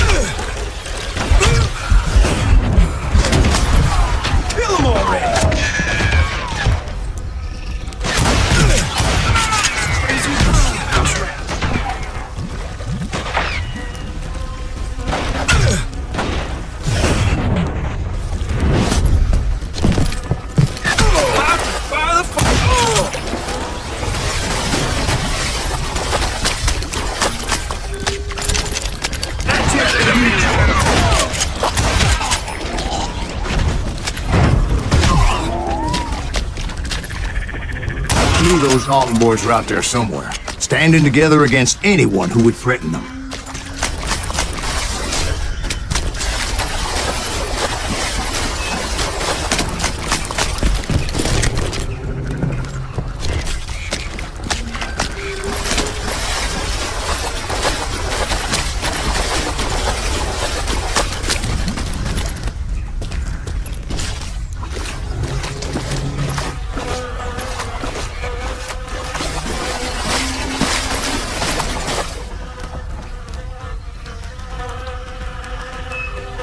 And that's when I saw it. A goddamn steamboat.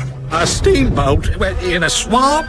Yeah, Steve, but this wasn't much more than a wreck, really. But how'd a damn steamboat end up in the swamps? Guess it floated off during the flood of '89. Now, was it a stern-wheeler or a side-wheeler? What? Does that really make a difference, Steve? It was a steamboat with a goddamn army on board. It was then that a fusillade of bullets come raining down from on high. And those vigilantes who accompanied me weren't anywhere to be found. But among those men that were shooting at me, I thought I saw some familiar faces.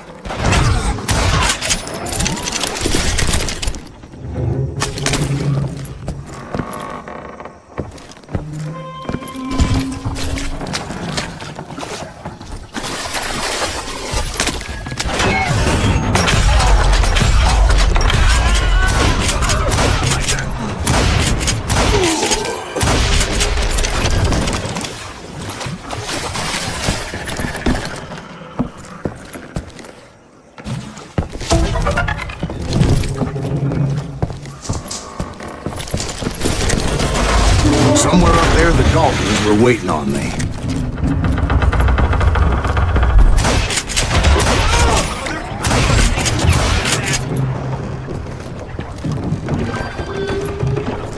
You better hide!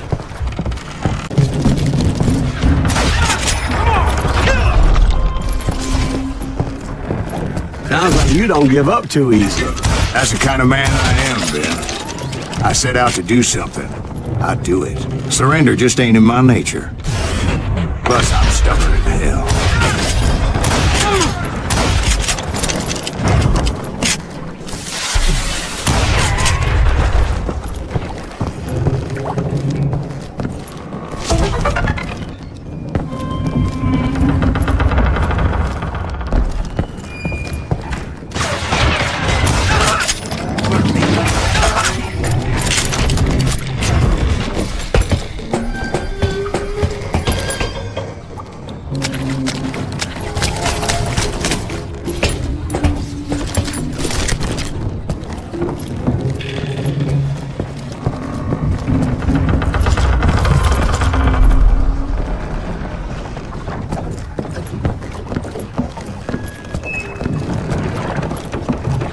Right about then, much to my relief, the vigilantes finally arrived. Their leader motioned at a cabin in the middle of the top deck, pointing me directly at the Daltons. I finally had them, after months of dogged pursuit. Turned out that they had me. Take him out! I'm sending you to hell! The Daltons had played me like a fiddle. Apparently, the vigilantes were on their damn payroll. They didn't just want to shoot me. They wanted to burn me alive.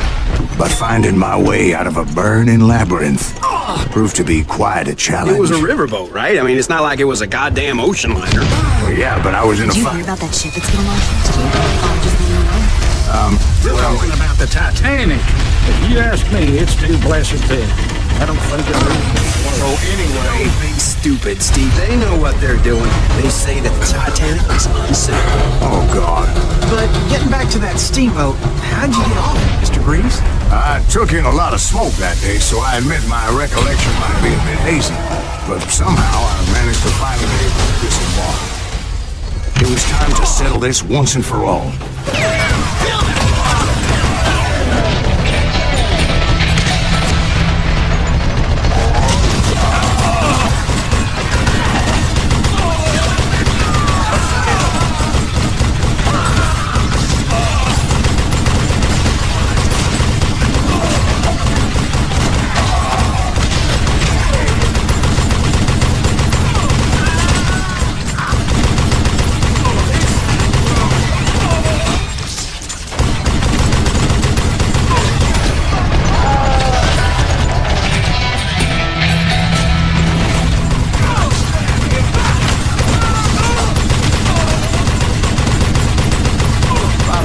weren't about to come at me one at a time. They were in this together.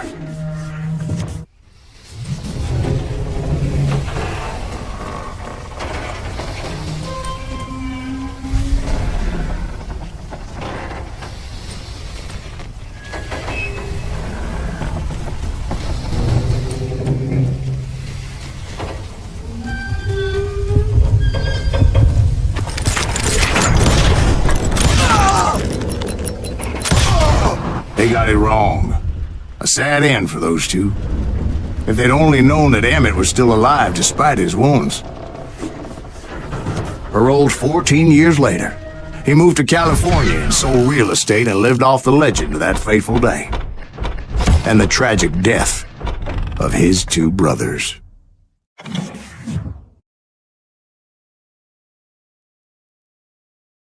My own brothers died tragically as well, truth be told.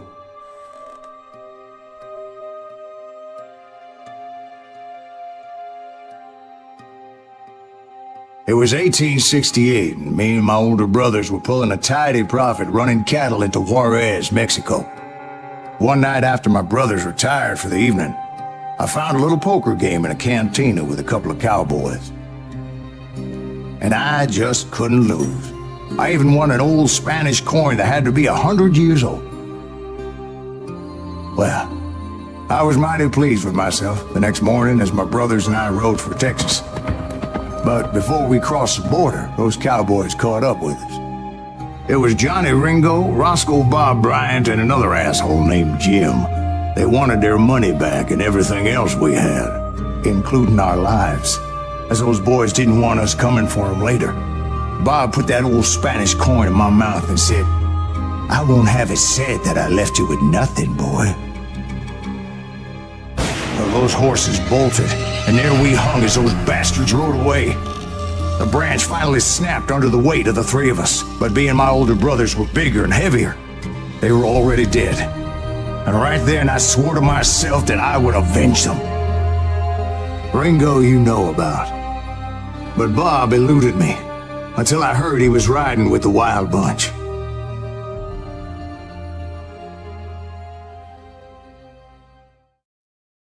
I'd been on their trail for months, ever since they left their hideout in the Bighorn Mountains. Led by Butch Cassidy, they were a loose association of outlaws who robbed banks and trains from Colorado to Montana. Among them was the Sundance Kid, and that murderous hombre I was tracking, Roscoe Bob Bryant. Were you a part of that giant Pinkerton posse after the Wild Bunch? No, boy. A circus like that would have slowed me down. Besides, I wanted Bryant all to myself. I'd heard about a large shipment of gold being transported to Wilcox, Wyoming on the Overland Flyer. I figured the Wild Bunch would likely hit such a treasure, and by God, I figured right. They blew the bridge with the intention of forcing the train to stop. Well, I assumed the Wild Bunch was likely in the still intact part of the train high above, so I had no choice but to make my way up through the passenger cars dangling down. I was determined to make that sumbitch Bob pay for what he did to my brothers.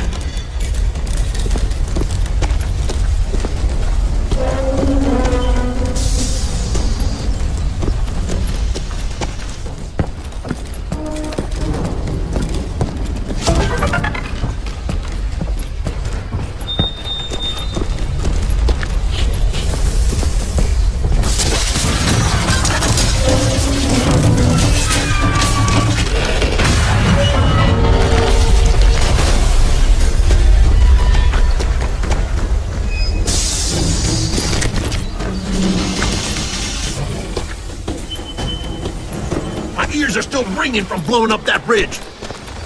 What'd you say? Well, I made my way off unscathed and came upon a few members of the gang and had no choice but to dispatch them. From there, I had to negotiate an even more precarious route. I would need to get my ass out of there.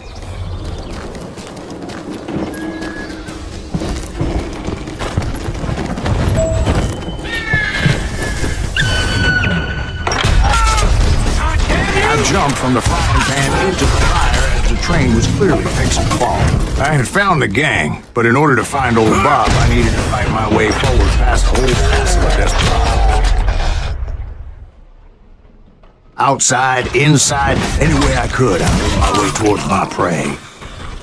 Well, what about the passengers? It was mostly a freight train, as I recall. There were no passengers aboard.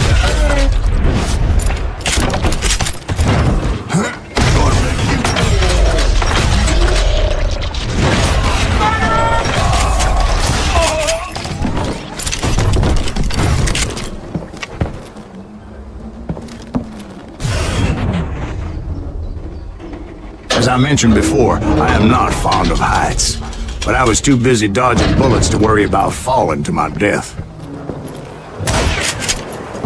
Odds were I was likely to die that day anyway, so I was determined to take down as many of those bastards as I could. Dead man! Ready to meet your fate. At times it was like shooting ducks in a shooting gallery. The only difference is these damn ducks shot back.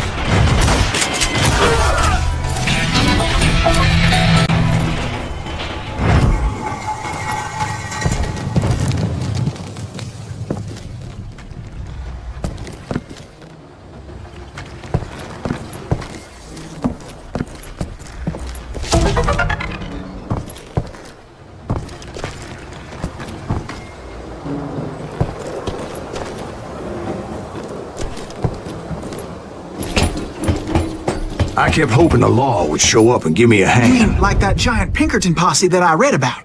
Did they come riding in, guns a-blazing to help?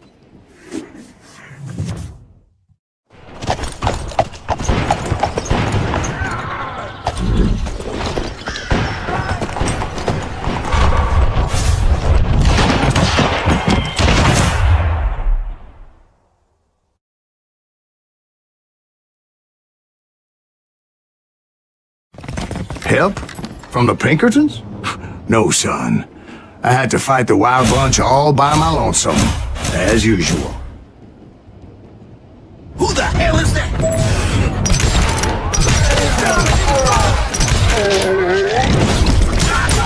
Retreat! Retreat!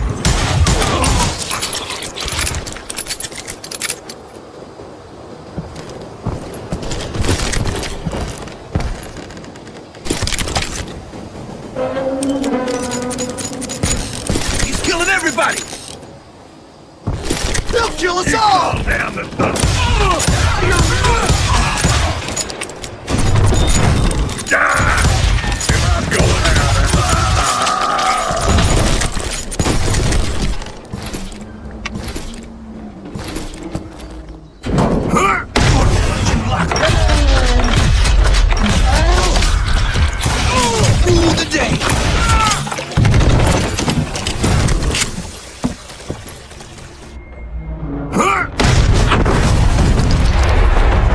Guess is those dime novels didn't portray this as it happened, did they?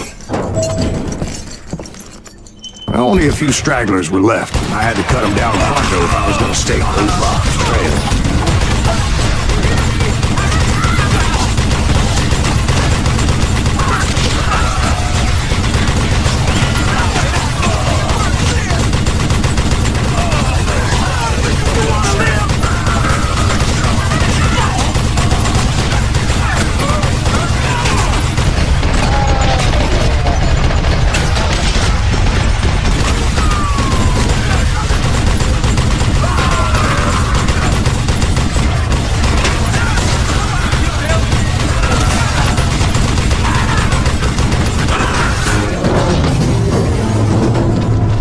Once I silenced all those guns, I went searching for my nemesis, determined to finally have my justice. But the only survivor who welcomed me was George Flat-Nosed Curry. Who was he? The fastest gun in the gang. Right after Sundance, I mean. And Kid Curry, and maybe Elsie Lay. Though some folks might dispute that.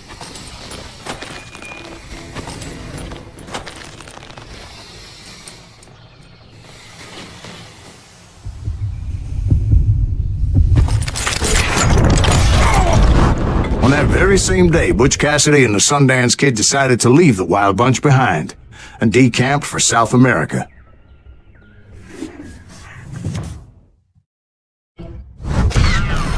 They ended up living down there for many years, but I'm sure you already know all about that. I tried to find Bob Bryant, but it was as if he'd disappeared. Sometime later, I heard the Wild Bunch was back together. Kid Curry escaped from jail, and now he was running the whole shebang. So I took to their trail, as I was still in pursuit of my brother's killer and hoped that he was back with them.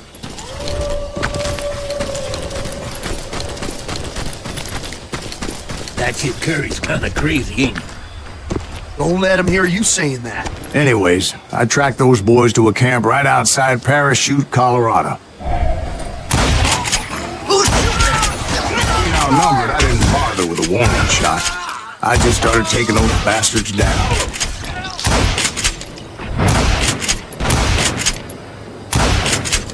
I'm ending you!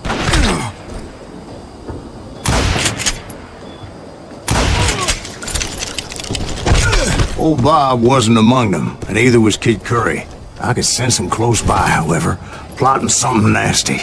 I just needed a clue as to their whereabouts.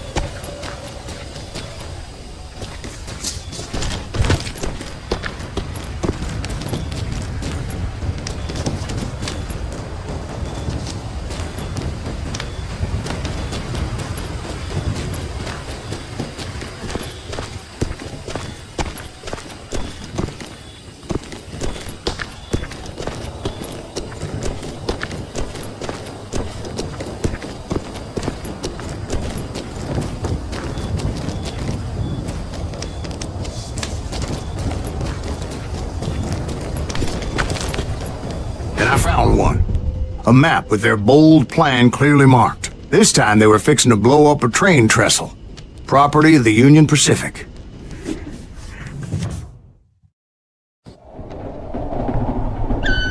The plan clearly indicated how they were fixing to undermine several of the weakest wooden supports.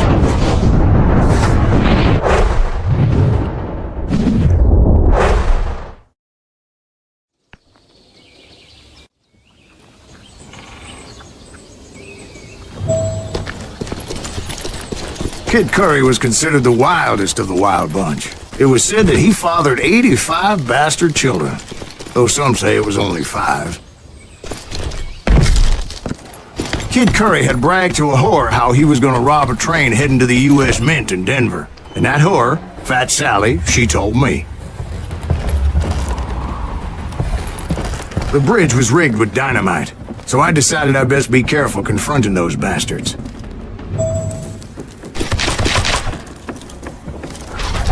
A moment later, I saw a ladder that somehow had escaped my attention. Don't you blow us up now. Don't worry, I know what I'm doing.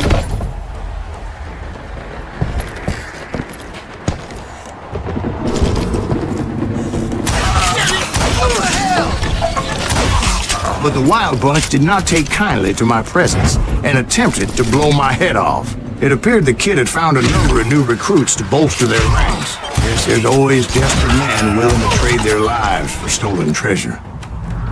What happened next? Well, having removed the first bundle of dynamite, I decided I might as well remove the other one.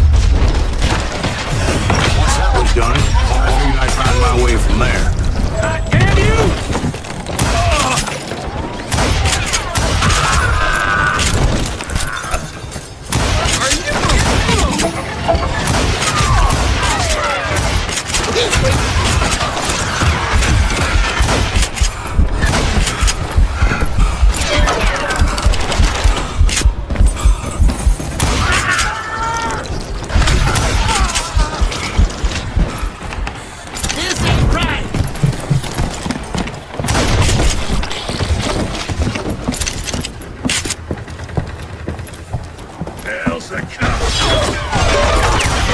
pissing me off.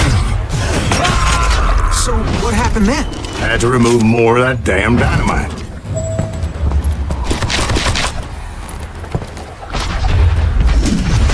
It must have been terrifying trying to make your way across. I was sweating it a bit, but then I noticed a footbridge tied up on high, so I shot the rope.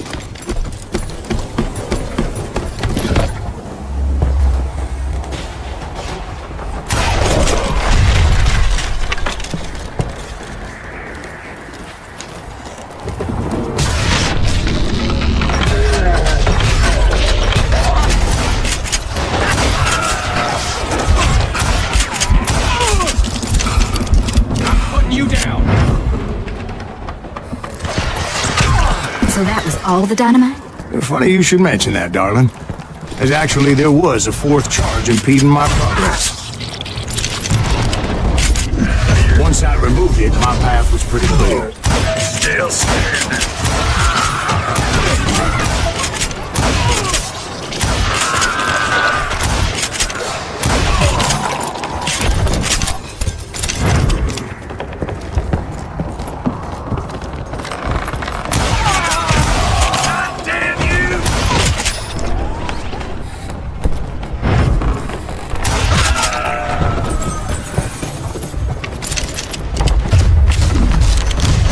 So I proceeded onward. I realized that that way just wasn't going to work. I needed an alternate path forward.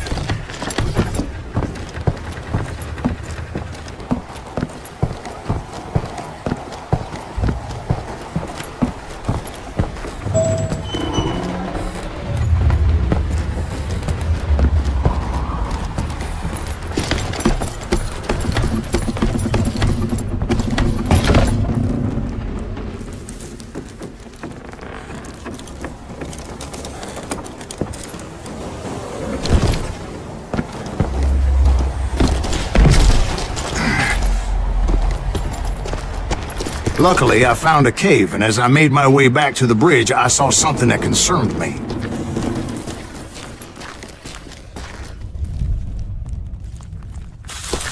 It was a long, burning fuse, and it was moving fast as hell.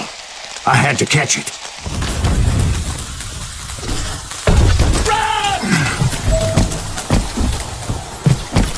The burning fuse was so damn quick, I had to run like the wind.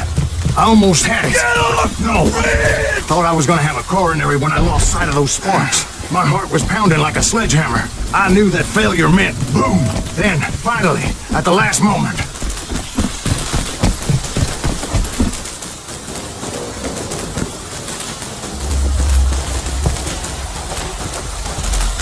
Whew. Of course, I was successful, or clearly I wouldn't be talking to you folks here today. Naturally, I removed that last dynamite charge. Well, it was a touching reunion. But by this time, I was thoroughly exhausted and dragging my ass as I was not a young man anymore.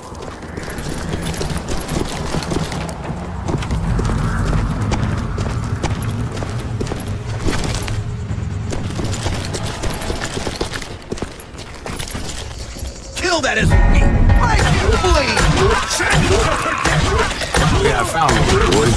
Or more precisely, they found me. This is crazy! Kid Curry, that's me!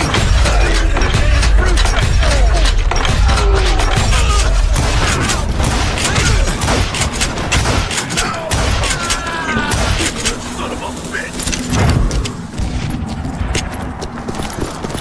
Turn down these yellow fellas! Just when I thought things couldn't get worse, Kid Curry opened up on me with a goddamn Gatling gun. It was hidden in this tunnel and pretty well shielded.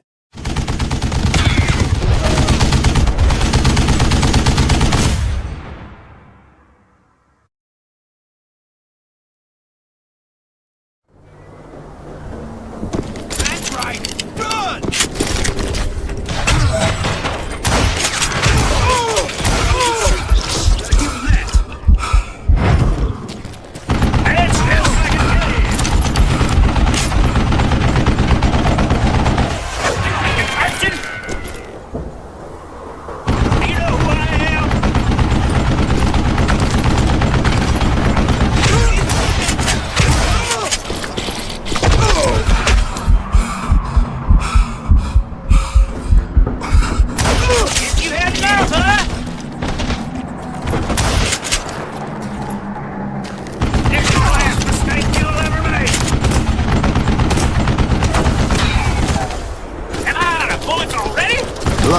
had located some dynamite. I still, however, had my work cut out for me.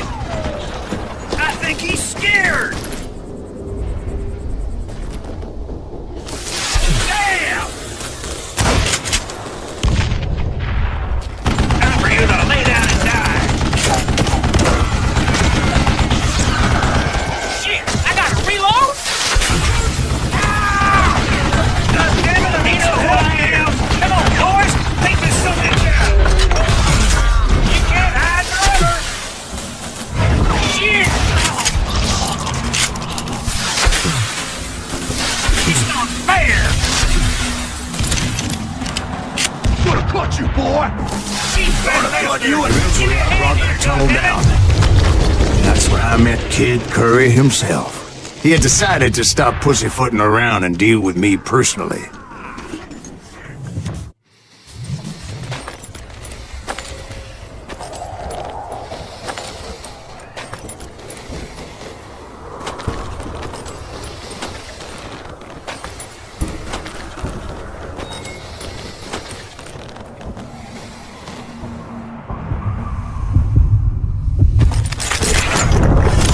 As fast as he was, I was just a bit faster. And as he lay wounded, I demanded to know the whereabouts of Roscoe Bob Bryant. He shouted at me, "Is that what this is about? Bob went with Butch and Sundance to South America. You ain't never finding him."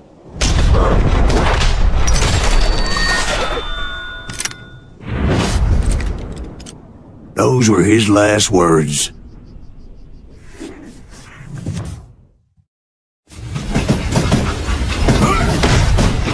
I confronted them as they were robbing a train. Bullets were flying at me from every which way. But I knew I'd have to fight my way forward if I was going to find this Jim.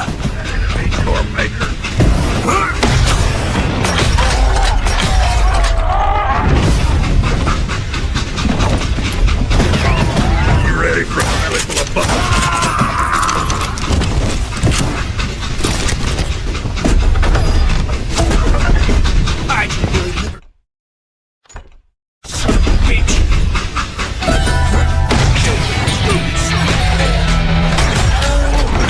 Now, wait a second. Now, how'd they stop this train in the first place? Well, the James boys were experts at this.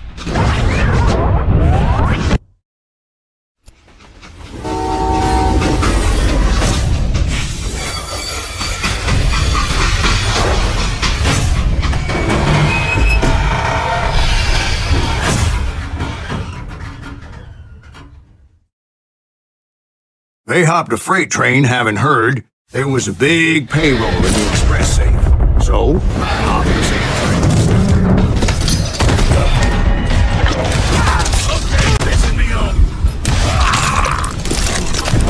The James Younger gang was decimated after that little fiasco they had in Northfield, Minnesota. So Jesse needed more men and took on the killer I was after, along with a host of others. I was hoping to find my man and put a bullet in his head. Bobbing around that train, I must have swallowed 100 damn bugs before I reached James that. Younger gang pulled the first train robbery west of the Mississippi. Sounds like you hold them in high regard. Everyone knows they were the most famous outlaw gang ever. And you took them all on by your lonesome. Again. I'm finding this all a little hard to swallow, friend. Well, maybe you need to wash it down with some whiskey. By the way, did I mention that train was flying down those tracks like a bat out of hell? Nuts! One sorry son of a bitch! This is crazy!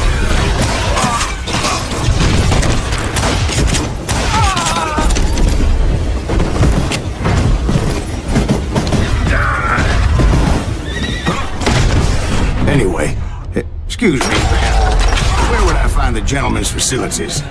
Suddenly I have an urgent need to drain my one-eyed snake.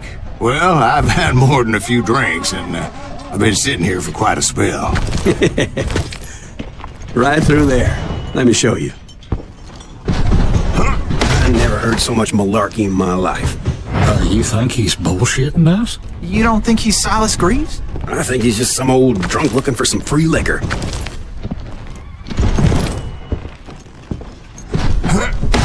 Jack. I think I believe him. You don't think he met Jesse James? Boy, you gotta be kidding me. That story makes no sense at all. Jack. I mean, you gotta be 2 bricks short of a load to believe that cock and bull story. I don't agree. Jack, lay off the But you phone. seriously think that tired old man went toe-to-toe with Jesse James? Well, that's better. Did I mention that this Jim was married to the infamous Belle Starr? Of course, I didn't learn that until later. Anyway, I made my way forward to the around the sides, over the roof. Some bitch saw me and shouted out, "It's the damn Pinkertons! It's the damn Pinkertons!" Now, I never worked for that limey cocksucker, but I guess they assumed I was one of his assassins. You know, those evil bastards firebombed Jesse's mother's house and killed his stepbrother. It was no wonder each and every asshole on that train wanted me dead. Everybody's always mistaking you for somebody else, aren't they? Why is that, I wonder? I know, Jack. I'm just telling you how I remember it. I bet you are. Kill that business!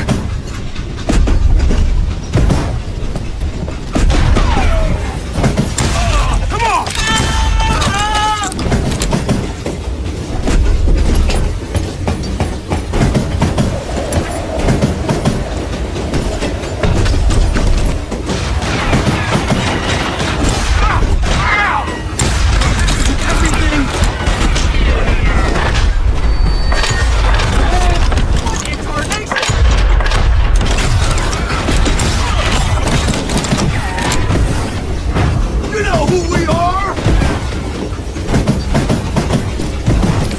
I came across a flat car piled high as a log and had to come up with a creative way to make my way forward. Shoot that!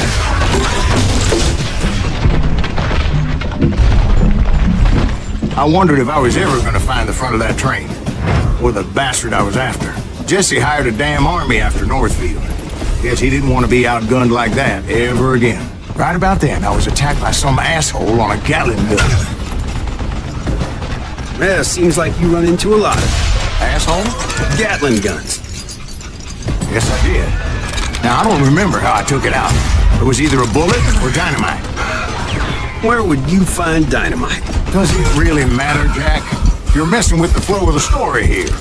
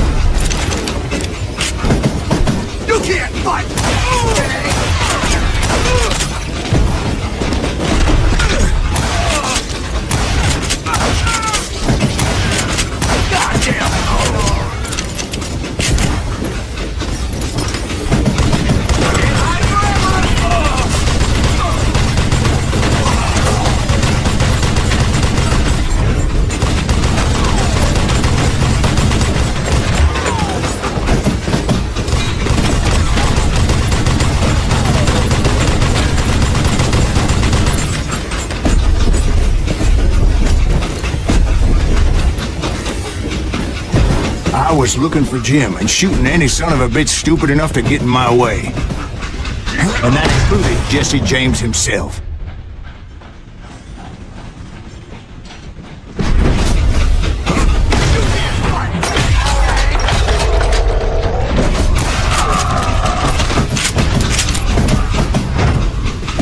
There sure were a lot of men determined to die that day.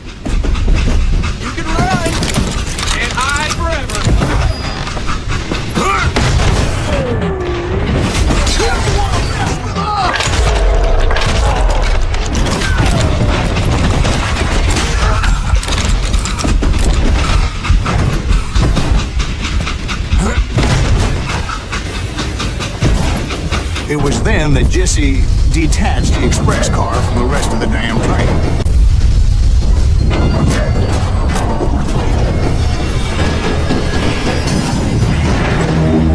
could see Jesse waiting for me, fixing to kill me so he could get away with all that money.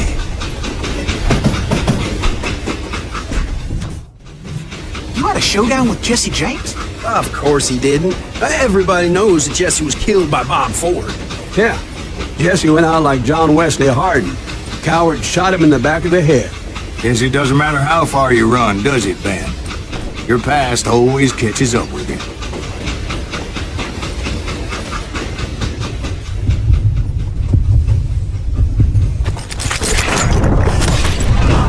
Yeah, I didn't kill Jesse James. Just wounded him bad enough to convince him to hang up his guns. What about that Jim fella? What happened to him? I figure he was up front with a gun to the engineer's head. That bastard slipped away again.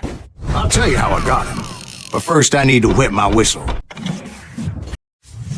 After my showdown with Jesse, I continued to track his brother, Frank, and that sumbitch Jim.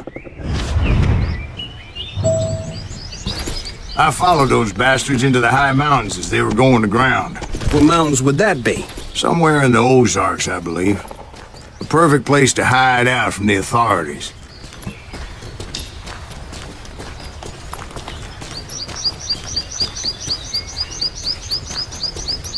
In fact, before I could find them, some Indians who fled the Reds were hiding out from the military found me first. They probably thought I was a cavalry scout and didn't want me telling the military where they were. Indians? Yeah, they could have been Cheyenne, but there was all sorts of renegades roaming the landscape back then.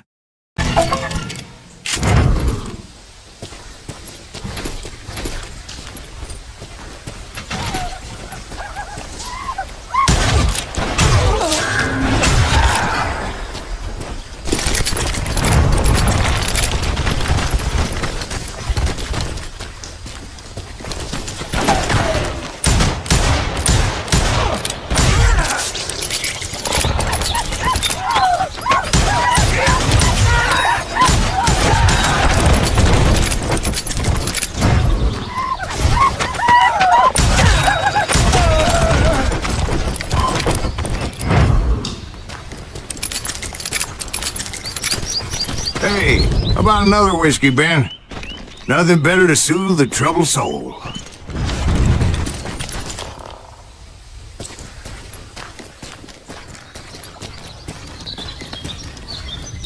Now, where was I?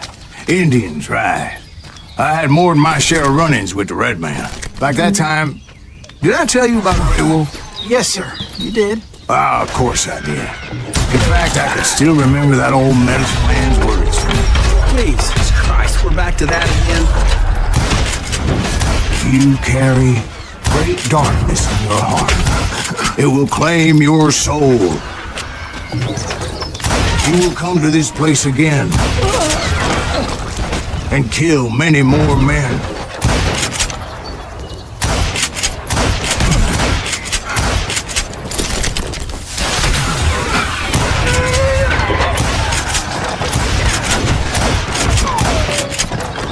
Darkness will grow until it consumes everything you are.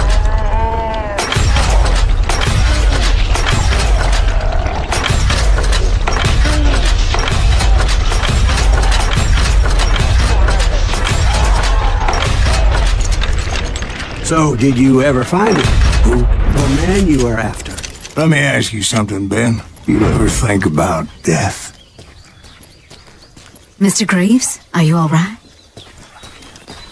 Oh, death. Oh, death. Won't you spare me over to another year? What is this that I can't see with ice cold hands taking hold of me? Well, I am death, none can excel. I'll open the door to heaven or hell. Oh, death, won't you spare me over to another year? So, are you gonna answer the question? What question is that? Jim Reed. Did you ever find him? Reed was indeed that son bitch's surname. That's right, Ben. A despicable character. I remember him laughing like a hyena that cold morning they lynched me and my brothers. He was intent on avoiding my vengeance, but nothing was gonna stop me. Nothing.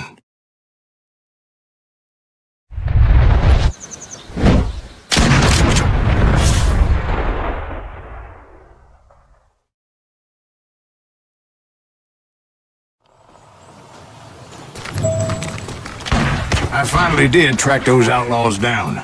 They had long rifles with scopes and were well positioned to pick off any poor soul who came anywhere close.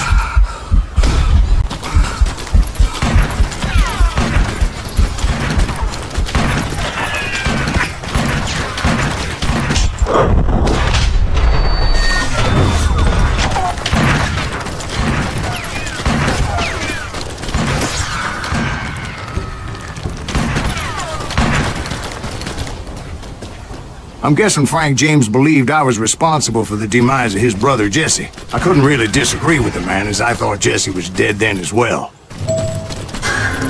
He backed off as I closed in on him.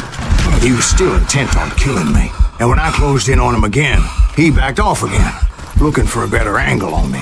Hell, I can't fault Frank for wanting his revenge, as I was there for the same damn reason myself. At this point, I'm guessing you think Silas Greaves is a worse murderer than Jim Reed ever was. No, sir. A man who spent half his life killing somebody's brothers, fathers, sons. I think he was just looking for justice, sir. Is that what I was looking for, Dwight? Is that what it was? Justice? Isn't that why you were hunting the James gang? The James gang. Right. I finally found Frank holed up in his mountain cabin, and he was determined to have me dead. It was a pitched battle that could have gone either way. Luckily, I had some dynamite in my possession. Dynamite? On your person? A few sticks, just in case. It's always good to be prepared. Right. I'm just laying out the facts as I remember them, Jack. I'm out! That son of a bitch! You're gonna bleed him out! He's just one man!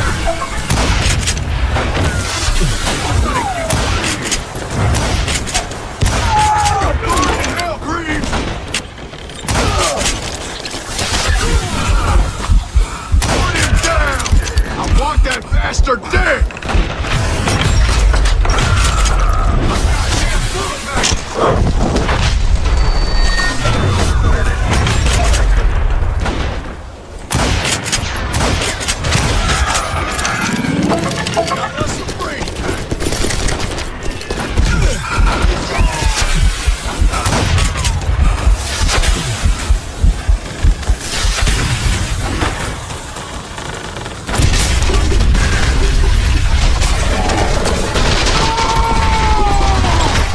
Shack?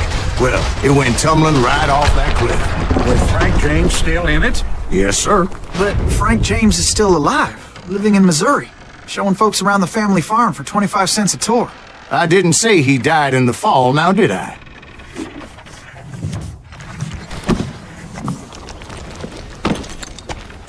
I'm done with this damnable outlaw life!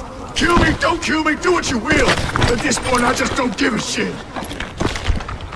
I explained to Frank that I had nothing against him personally and that I was looking for someone else. You want Reed? Have at him! I never did like that bastard! I am done here! We parted in peace as Frank pointed out the path to my prey before making his way back down the hill.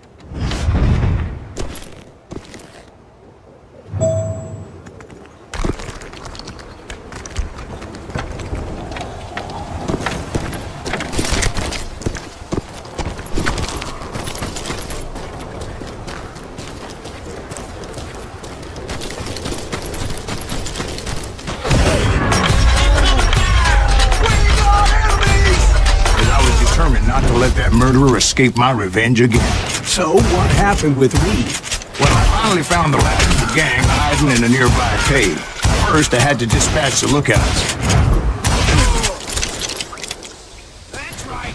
Run! Rather than wander in willy-nilly, I decided it would be better to smoke that sumbitch out. Hey, Reed! I shouted. No wonder you're so ornery. Can't be easy being married to Belle Starr. While you're off providing for the family, she's spreading her legs for every Tom, Dick, and Cole Younger. Not an attractive woman exactly, but very friendly. At least she was to me. Son of a bitch!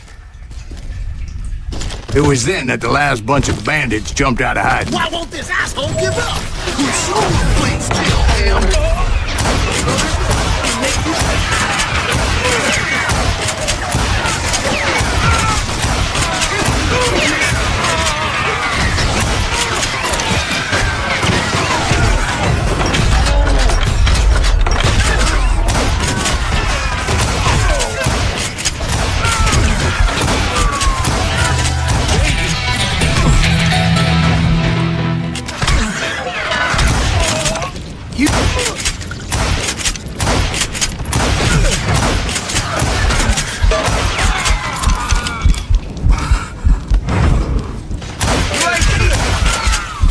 Eventually, it was just me and Reed.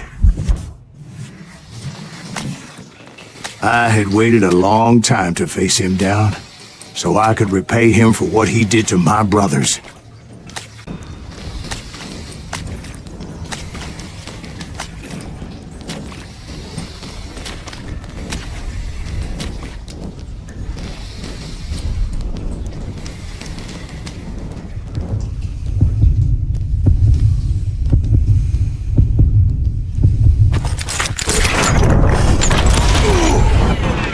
And repay him I did. Well, I don't know about you boys, but I'm pretty beat. Well, it's too damn bad you never found that Bob character. Seems a shame he never had to pay. Well, funny thing about that, I did have one more chance at him.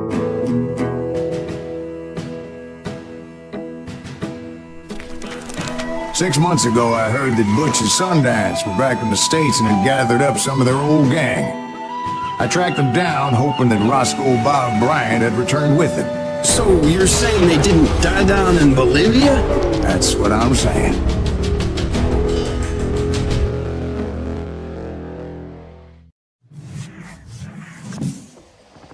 "40 years I had waited to get my hands on the last of my brother's killers.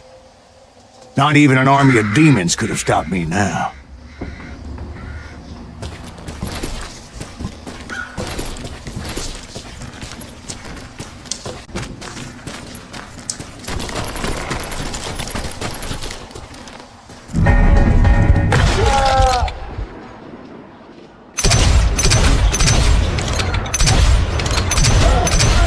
Both Johnny Ringo and Jim Reed fell fairly quickly.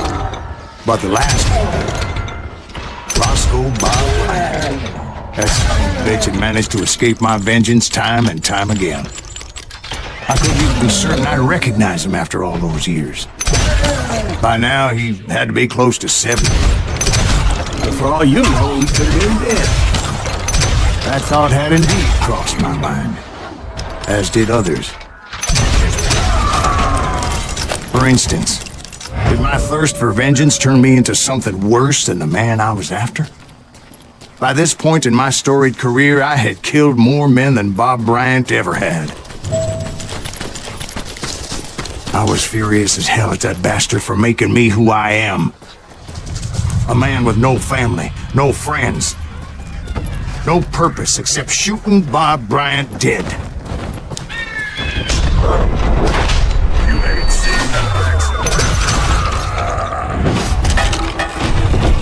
Nothing could stop me from taking his life. I'd been after that killer forever, from the time I rode with Billy the Kid. But that chapter of my story you already know. Chapter of that fairy tale, you mean? Suddenly it was 1910. There I was, an old man roaming a ghost town dead almost 2 decades. The town was falling apart, just like me.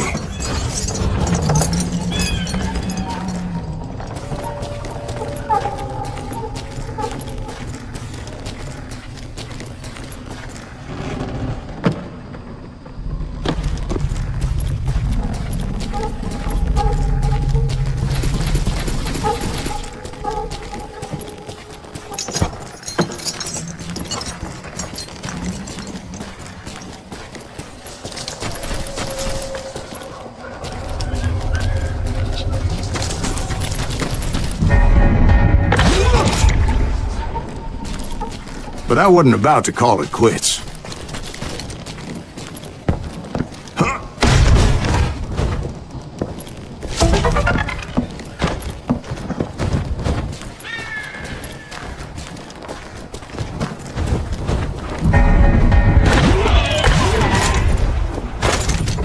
Even though the ghosts of my dead brothers were begging me to end what I started so long ago. Mr. Graves, are you all right? Would you like some water? The Wild Bunch knew I was there. They were after a treasure they had hidden before they fled, buried in the grave of a dead amigo. Some folks think the town is haunted, so they figured there wouldn't be many people poking around.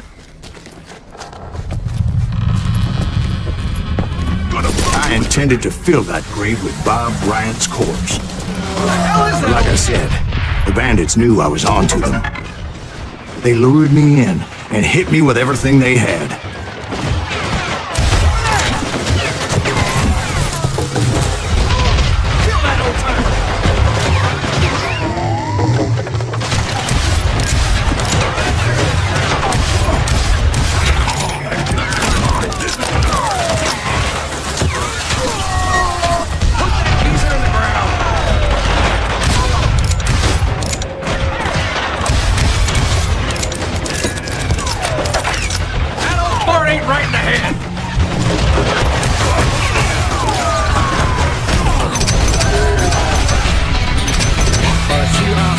Prevailed since you're telling us today.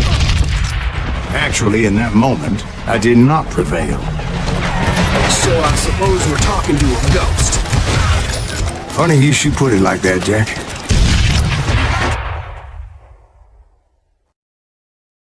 Because when I woke up... From the dead? Silence all around me.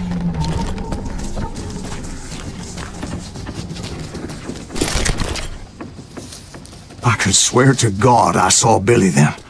Billy who? Billy the kid. William Bonney. He was shooting at me from a rooftop.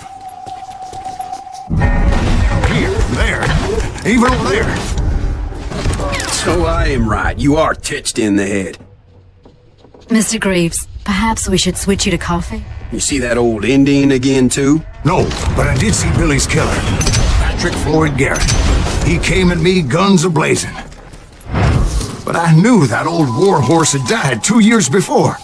I wondered if maybe I was dead too and confronting the ghosts of my past. Perhaps all my sins were coming back to haunt me and drag me down to perdition. I saw Henry Plummer throw dynamite at me.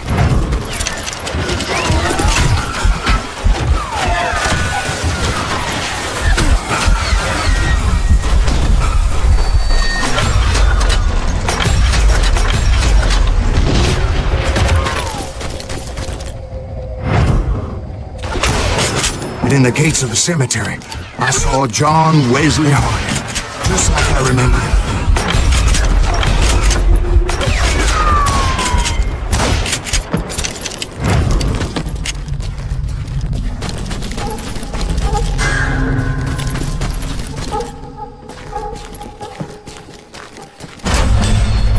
Robert Ollinger appeared with his terrible double-barrel shotgun.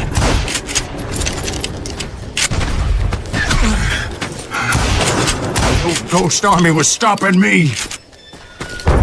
My father-in-law got hit with a falling branch. He spent the rest of his life talking to dogs. Newman Hayes Clanton, William Brocious, John Peters Ringo, they all wanted me dead.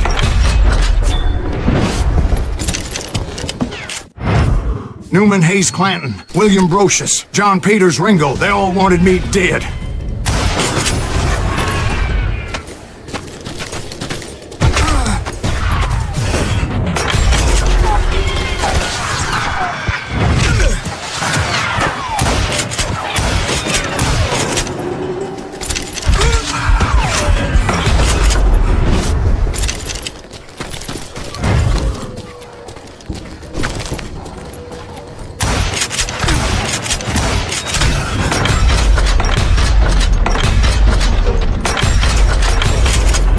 Brothers, Robert and Grattan, guardians of the Garden of the Dead.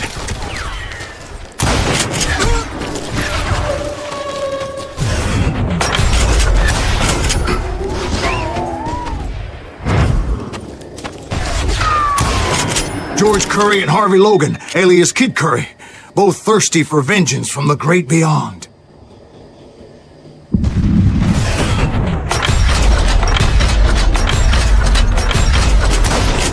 Jesse, Woodson, James, and Jim Reed. Each one deader than the next. I thought I would go crazy. Thought?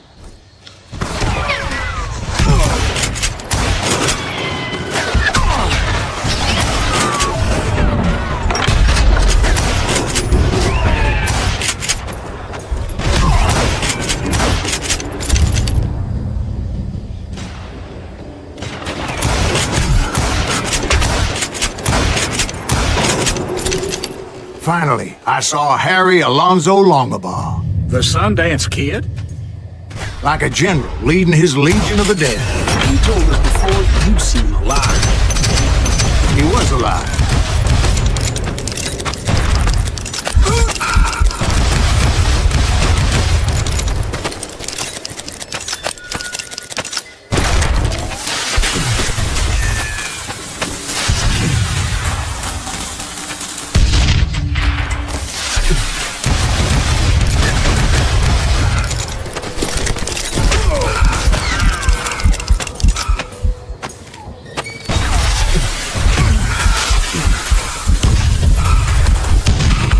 Then I heard a voice call to me from afar. It was Robert Leroy Parker, a.k.a. Butch Cassidy, coming at me from out of the fog.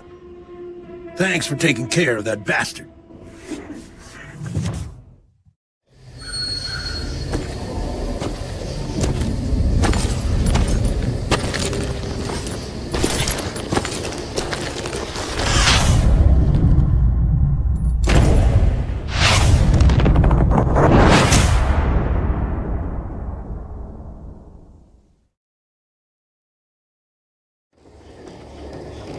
But the kid wasn't quite deceased. Not yet. Takes more than one little bullet to kill the likes of me, partner. Those two looked like they hadn't seen each other for quite a while. Clearly, they were no longer amigos. Shit. I was hoping I wouldn't have to kill you. You won't have to, Butch. I'm killing you first. I asked them about Bob Bryant, but they were too busy with their own heated conversation. Let me get this shit straight. You want my money and the love of my life? You frittered it all away, Butch. Eda's mine. So is that damn money. I didn't want to shoot anybody until I had an answer to my question, but those boys didn't give me much of a choice.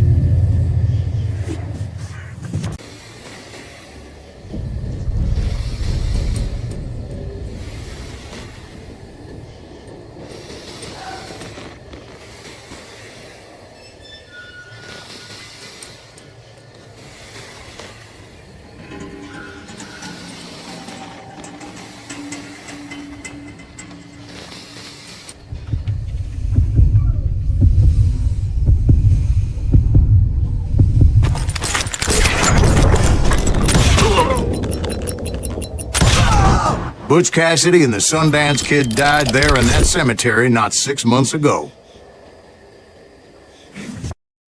Butch Cassidy and the Sundance Kid were killed by the Bolivian army. Everybody knows that. That's the legend, but it ain't the truth. So, you never found Bob? There is no Bob. This old sumbitch ain't even Silas Greaves. Sir, is that true? Have you been pulling our legs this whole time? Well, not the whole time. Oh man, I think you've worn out your welcome here. Maybe you're right, Jack. Maybe it's time to pay. You see, Ben, or should I say Bob, your past always catches up with you. I was a different man back then, crazy. Drinking, I changed my ways, I swear to you. If I could turn back the clock, But you can't, Bob.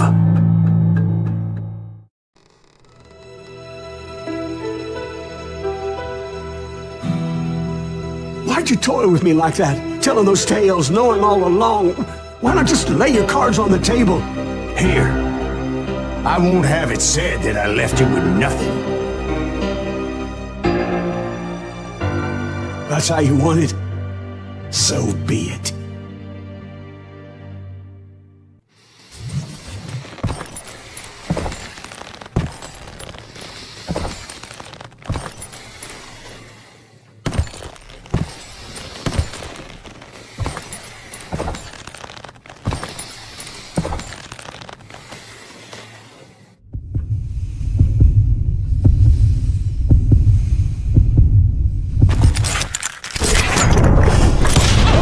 Oh my God! Oh, Jesus!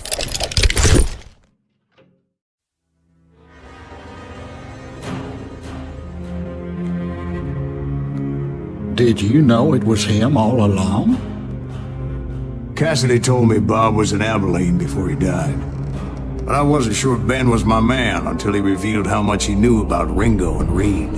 The coin, of course. Well, that was the last nail in that particular coffin. I better go get the sheriff. You okay, boy? You're looking mighty shook up. Dwight, maybe you best go home. Young Eisenhower here is leaving for West Point tomorrow. He shouldn't get caught up in something like this. I think I might head out myself at this juncture. Unless you want to stop me, Jack. No, sir, Mr. Greaves.